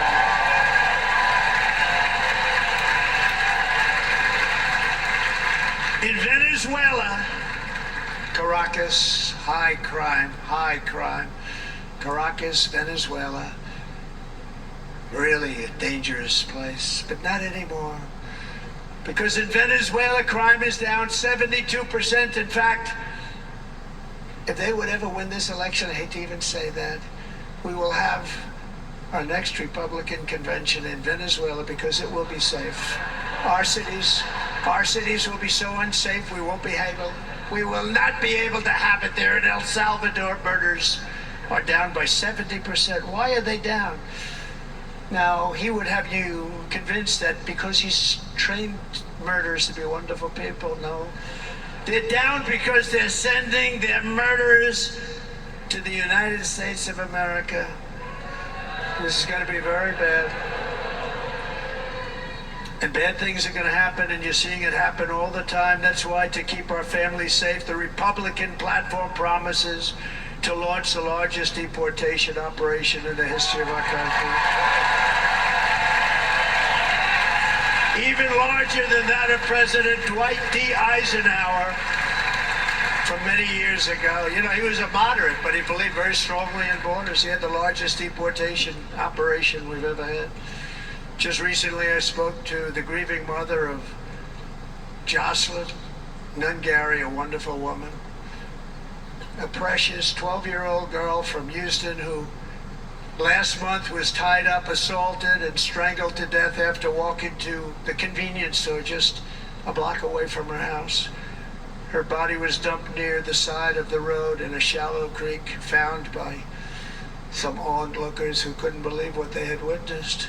Charged with Jocelyn's heinous murder are 2 illegal aliens from Venezuela who came across our border, were in custody, and were then released into the country by this horrible, horrible administration that we have right now. I also met recently with the heartbroken mother and sister of Rachel Morin. Rachel was a 37-year-old mom of 5 beautiful children who was brutally raped and murdered while out on a run. She wanted to keep herself in good shape. It was very important to her. She was murdered. The monster responsible first killed another woman in El Salvador before he was led into America by the White House. This White House let them in. He then attacked a 9-year-old girl and her mother in a home invasion in Los Angeles before murdering Rachel in Maryland. Traveled all throughout the country, doing tremendous damage. Rachel's mother will never be the same. I spent time with her. She will never be the same. I've also met with the wonderful family of Laken Riley, the brilliant 22-year-old nursing student. She was so proud of being first in her class, who was out for a jog on the campus of the University of Georgia when she was assaulted, beaten, and horrifically killed. Yet another American life was stolen by a criminal alien set free by this administration. And these were incredible people we're talking about. These were incredible people who died. Tonight, America, this is my vow. I will not let these killers and criminals into our country.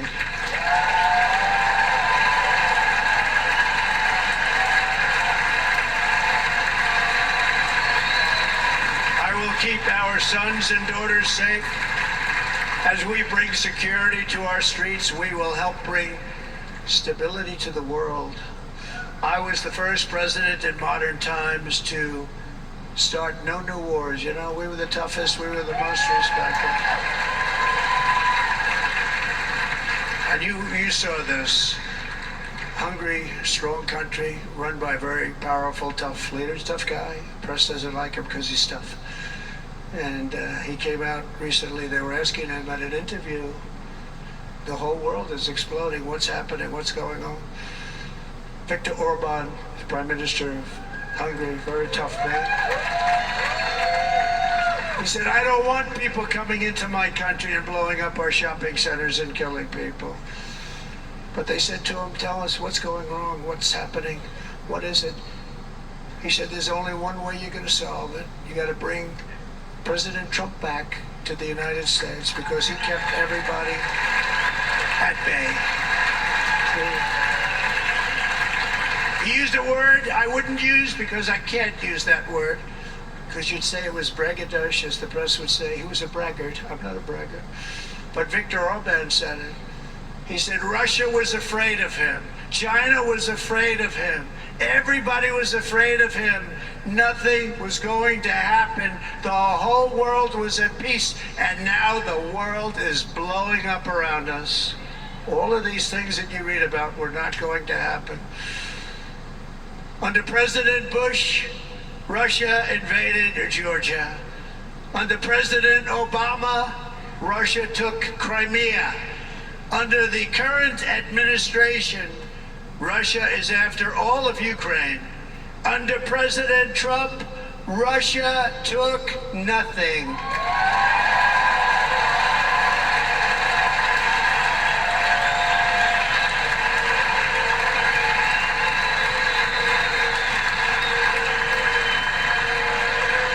We defeated 100% of ISIS in Syria and Iraq, something that was said to take 5 years, sir. It'll take 5 years, sir. We did it in a matter of a couple of months. We have a great military. Our military is not woke. It's just some of the fools on top that are woke.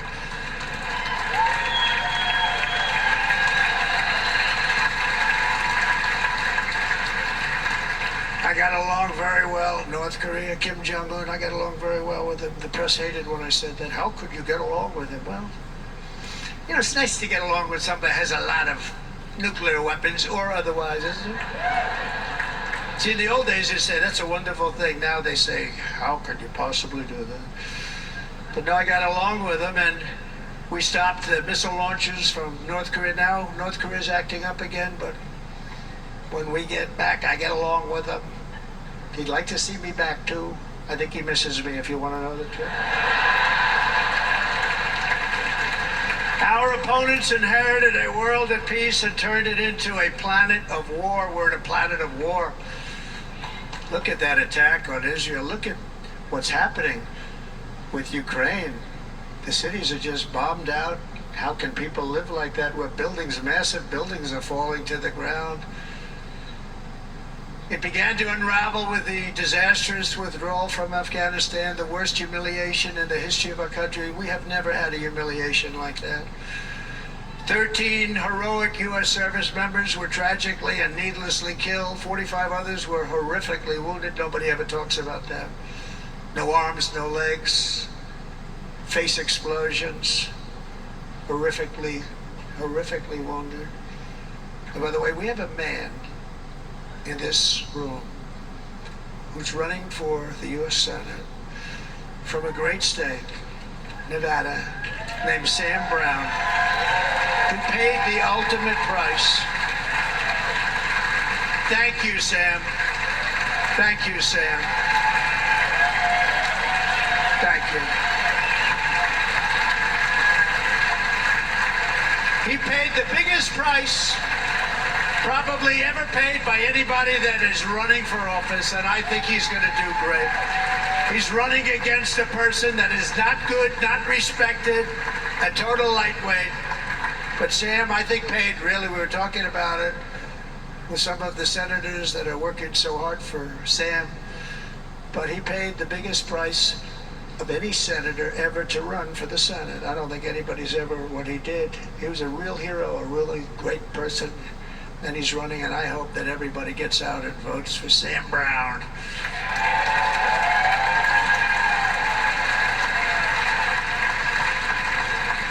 And we also left behind $85 billion worth of military equipment, along with many American citizens were left behind. Many American citizens, emboldened by that disaster. Russia invaded Ukraine. They saw this group of people that were incompetent. We took the soldiers out first. No, we're going to take the soldiers out second. If they would have followed my plan, we had a great plan. But the plan only kicked in if they did everything perfectly, and they weren't doing things perfectly, so we said it doesn't kick in. You know, 18 months in Afghanistan, we didn't have one, so they were killing them left and right, snipers. And I spoke to the head of the Taliban. You've heard this story. Abdul, still there, still the head of the Taliban. The press got on me, why would you speak to him? I said, because that's where the killing is. I don't have to speak to somebody that has nothing to do with it. And I told him, don't ever do that. Don't ever do that again. Don't ever do that again. You're going to stop. Because during the Obama administration, many great people and soldiers, a lot of soldiers were being killed from long distance. I said, if you keep doing that, you're going to be hit harder than anybody's ever been hit by a country before.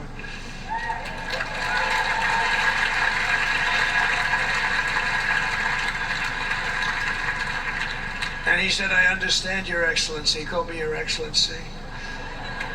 I wonder if he calls the other guy Your Excellency. I doubt it. The other guy gave him everything. I mean, what kind of a deal was that? He walked out, gave him everything. Do you know that right now Afghanistan is one of the largest sellers of weapons in the world? They're selling the brand new beautiful weapons that we gave them. But think of it, he actually said to me, but why do you show me a picture of my home? I said, you'll have to ask your people or one of your wives. But he could figure it out. And for 18 months, we had not one attack on an American soldier by the Taliban. 18 months.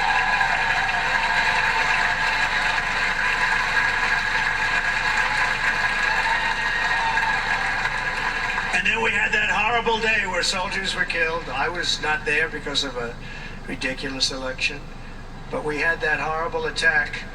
And they also gave up Bagram, one of the biggest bases anywhere in the world, air bases anywhere in the world, the longest runways, most powerful, hardened, thickened runways. We gave it up. And I liked it not because of Afghanistan. I liked it because of China. It's 1 hour away from where China makes their nuclear weapons. And you know who has it now? China has it now. We were keeping that. And now China is likewise circling Taiwan, and Russian warships and nuclear submarines are operating 60 miles off the coast in Cuba. Do you know that? No, the press refuses to write about it. If that were me running this country and we had nuclear submarines in Cuba, I will tell you that the headlines every day would be, what's wrong with our president? You don't even hear this. You're not hearing about this. Russia has nuclear submarines and warships 60 miles away, Mr. Congressman, from Miami, by the way, happens to be here. Correct? In Cuba. And that would not be stood for if it were somebody else. They don't want to mention it, but now maybe they will. And the entire world, I tell you this, we want our hostages back, and they better be back before I assume office, or you will be paying a very big price.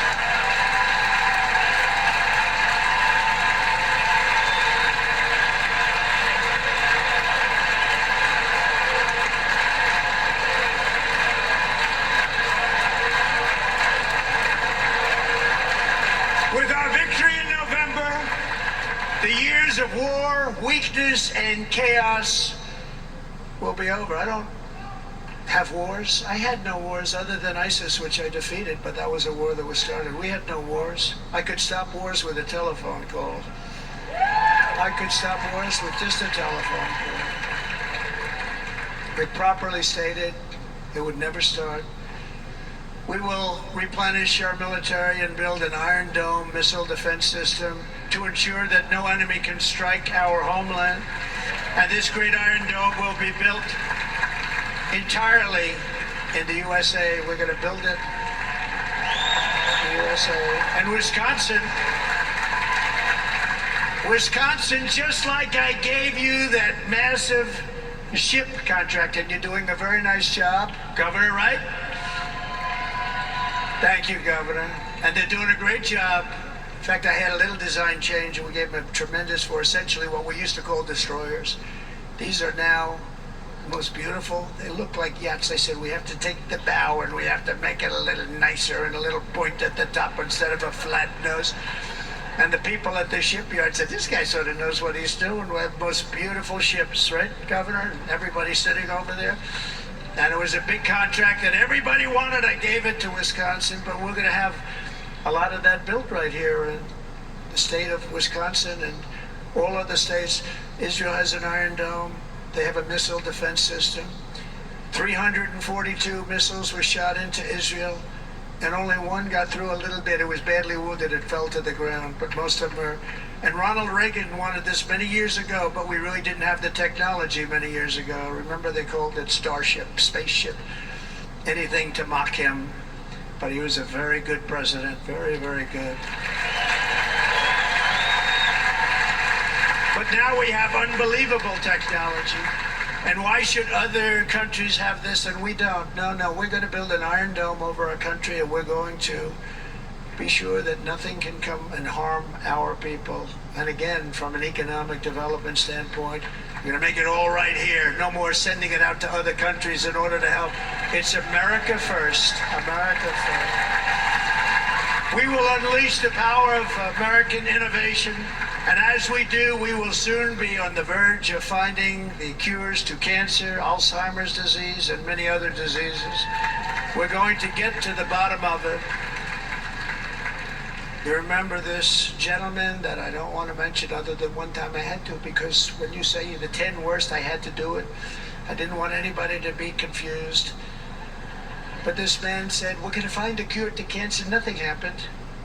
We're going to get to the cure for cancer and Alzheimer's and so many other things. We're so close to doing something great. But we need a leader that will let it be done. We will not have men playing in women's sports. That will end the meeting.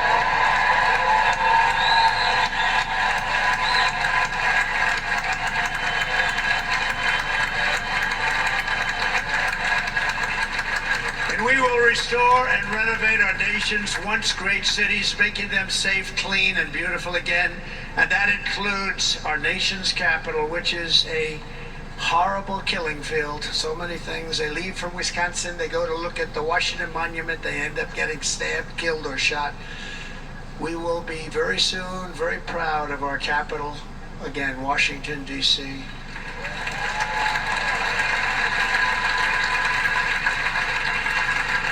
America is on the cusp of a new golden age, but we will have the courage to seize it. We're going to take it. We're going to make it a current. We're going to bring this into a golden age like never seen before. Remember this, China wants to do it, Japan wants to do it, all of these countries want to do it. We have to produce massive amounts of energy if we're going to produce the new. If you look at some of the things that have been done and some of the things that we're going to do, but AI needs literally twice the electricity that's available now in our country. Can you imagine?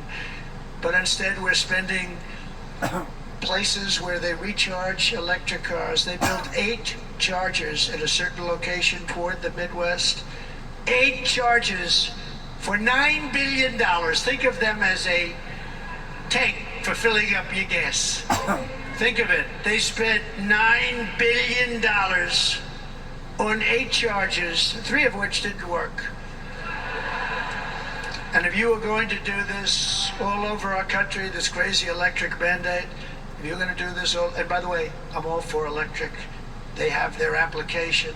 But if somebody wants to buy a gas-powered car, gasoline-powered car, or a hybrid, they're going to be able to do it. And we're going to make that change on day 1.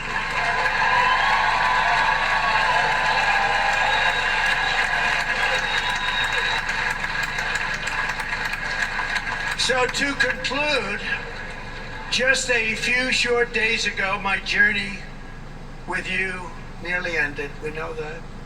And yet, here we are tonight, all gathered together, talking about the future, promise, and a total renewal of a thing we love very much. It's called America. We live in a world of miracles. None of us knows God's plan or where life's adventure will take us. I want to thank Franklin Graham for being here tonight. He's an outstanding man.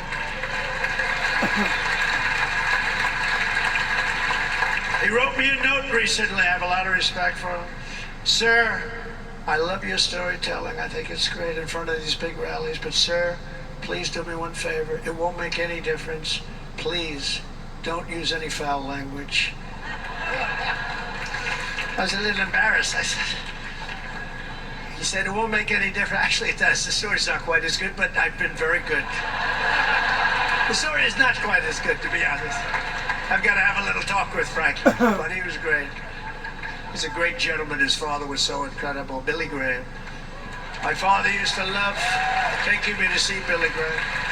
My father would take me to see Billy Graham at Yankee Stadium. He had the biggest rallies you've ever seen. He was a good rally guy, too. But he'd get up and he was a fantastic guy. My father loved Billy Graham. But I love Franklin Graham. I think Franklin's been fantastic, and I'm working so hard to adhere to his note to me. I'm working hard on it, Franklin. But if the events of last Saturday make anything clear, it is that every single moment we have on earth is a gift from God.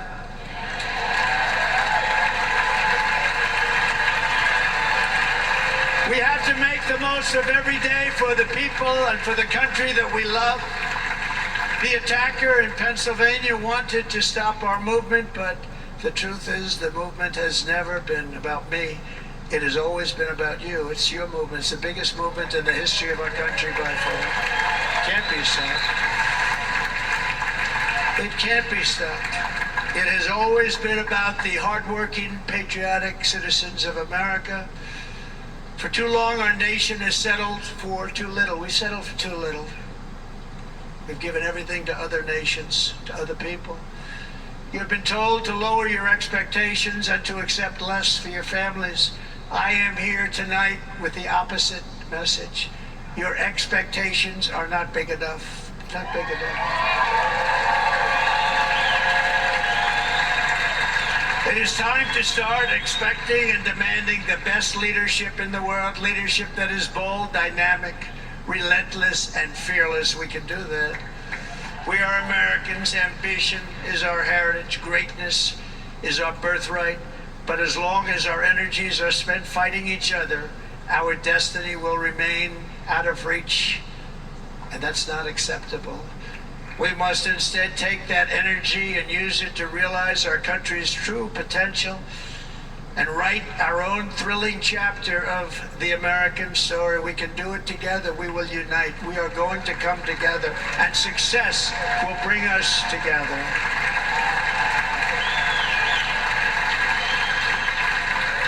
It is a story of love, sacrifice, and so many other things.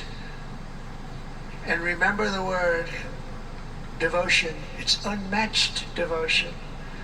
Our American ancestors crossed the Delaware, survived the icy winter at Valley Forge, and defeated a mighty empire to establish our cherished republic. They fought so hard, they lost so many. They pushed thousands and thousands of miles across a dangerous frontier, taming the wilderness to build a life and a magnificent home for their family. They packed their families into covered wagons, trekked across hazardous trails, scaled towering mountains, and braved rivers and rapids to stake their claim on the wide open, new, and very beautiful frontier.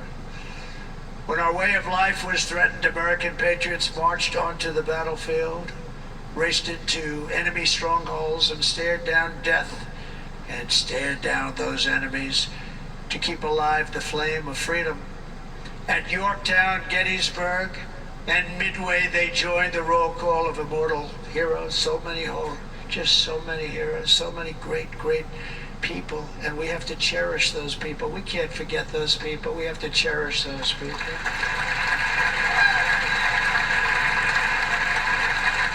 And building monuments to those great people is a good thing, not a bad thing. They saved our country. No challenge was too much. No hardship was too great. No enemy was too fierce. Together these patriots soldiered on and endured, and they prevailed because they had faith in each other, faith in their country, and above all, they had faith in their God.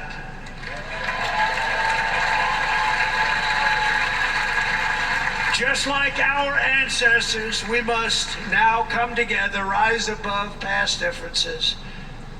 Any disagreements have to be put aside and go forward united as one people, one nation, pledging allegiance to one great, beautiful, I think it's so beautiful, American flag. Tonight I ask for your partnership, for your support, and I am humbly asking for your vote. I want your vote. We're going to make our country great again.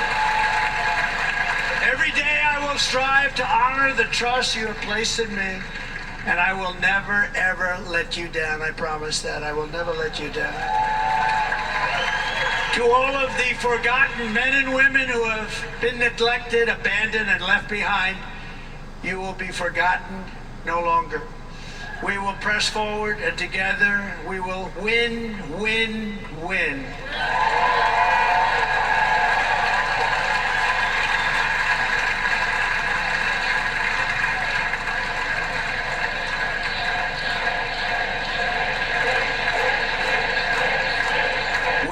Win, win, win, win, win. Nothing will sway us, nothing will slow us, and no one will ever stop us.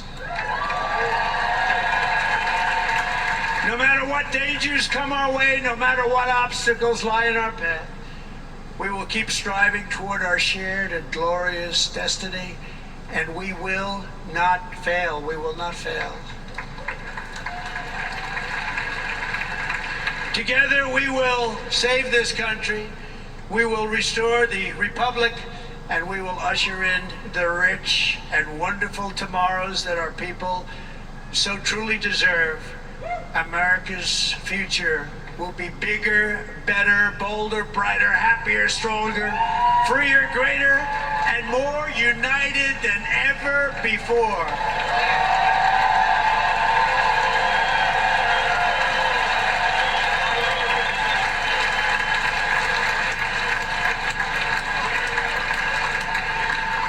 Quite simply put, we will very quickly make America great again.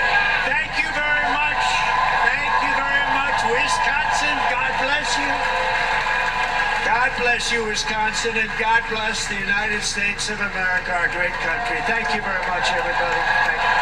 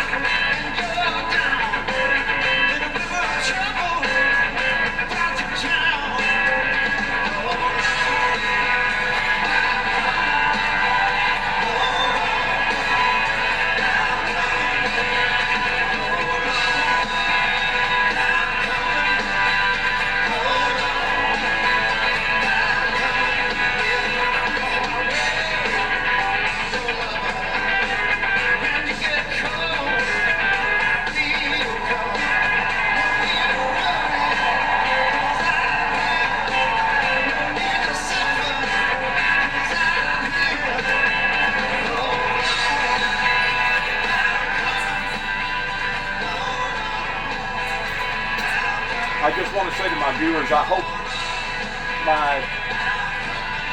The balloon drop has commenced. not a prediction, but it's pretty obvious that we have gotten so far backwards in the hole that I wish that the things that he talked about towards turning this around would happen miraculously as quickly as what he talked about. But from a feasible standpoint, from a logical standpoint, we have buried ourselves, entrenched ourselves in such of an entrenching way, especially the Christians, that to turn this around, and I hope he's right. I hope that he gets elected, and I hope he turns it around, and I hope nothing but prosperity and peace and utopia. But the things that I'm looking at with people basically not having enough money to keep food on their table, the things that I'm looking at pertaining to the wars brewing, the things that I'm looking at pertaining to the drugs and the guns and the violence and the suicides and us being $35 trillion, it's going to take God. Period. It's going to take God to turn it around if it gets turned around. And I hope to God that it does. I hope it does. But that was a good speech. That was probably one of his better speeches that I've liked since I've like others become acquainted with Donald Trump on a day-to-day, week-to-week, month-to-month, year-to-year status. I want to say God bless America. God bless our troops. And if there's ever been a time that we needed to bond together and pray together with one another and be before one another here in America, as not only Christians but as Americans, it is of today. It is of today. Thank you for listening. I hope you enjoyed the presentation of this particular video link. Feel free to share your comments one way or the other. And once more again, heaven help us all, and shalom.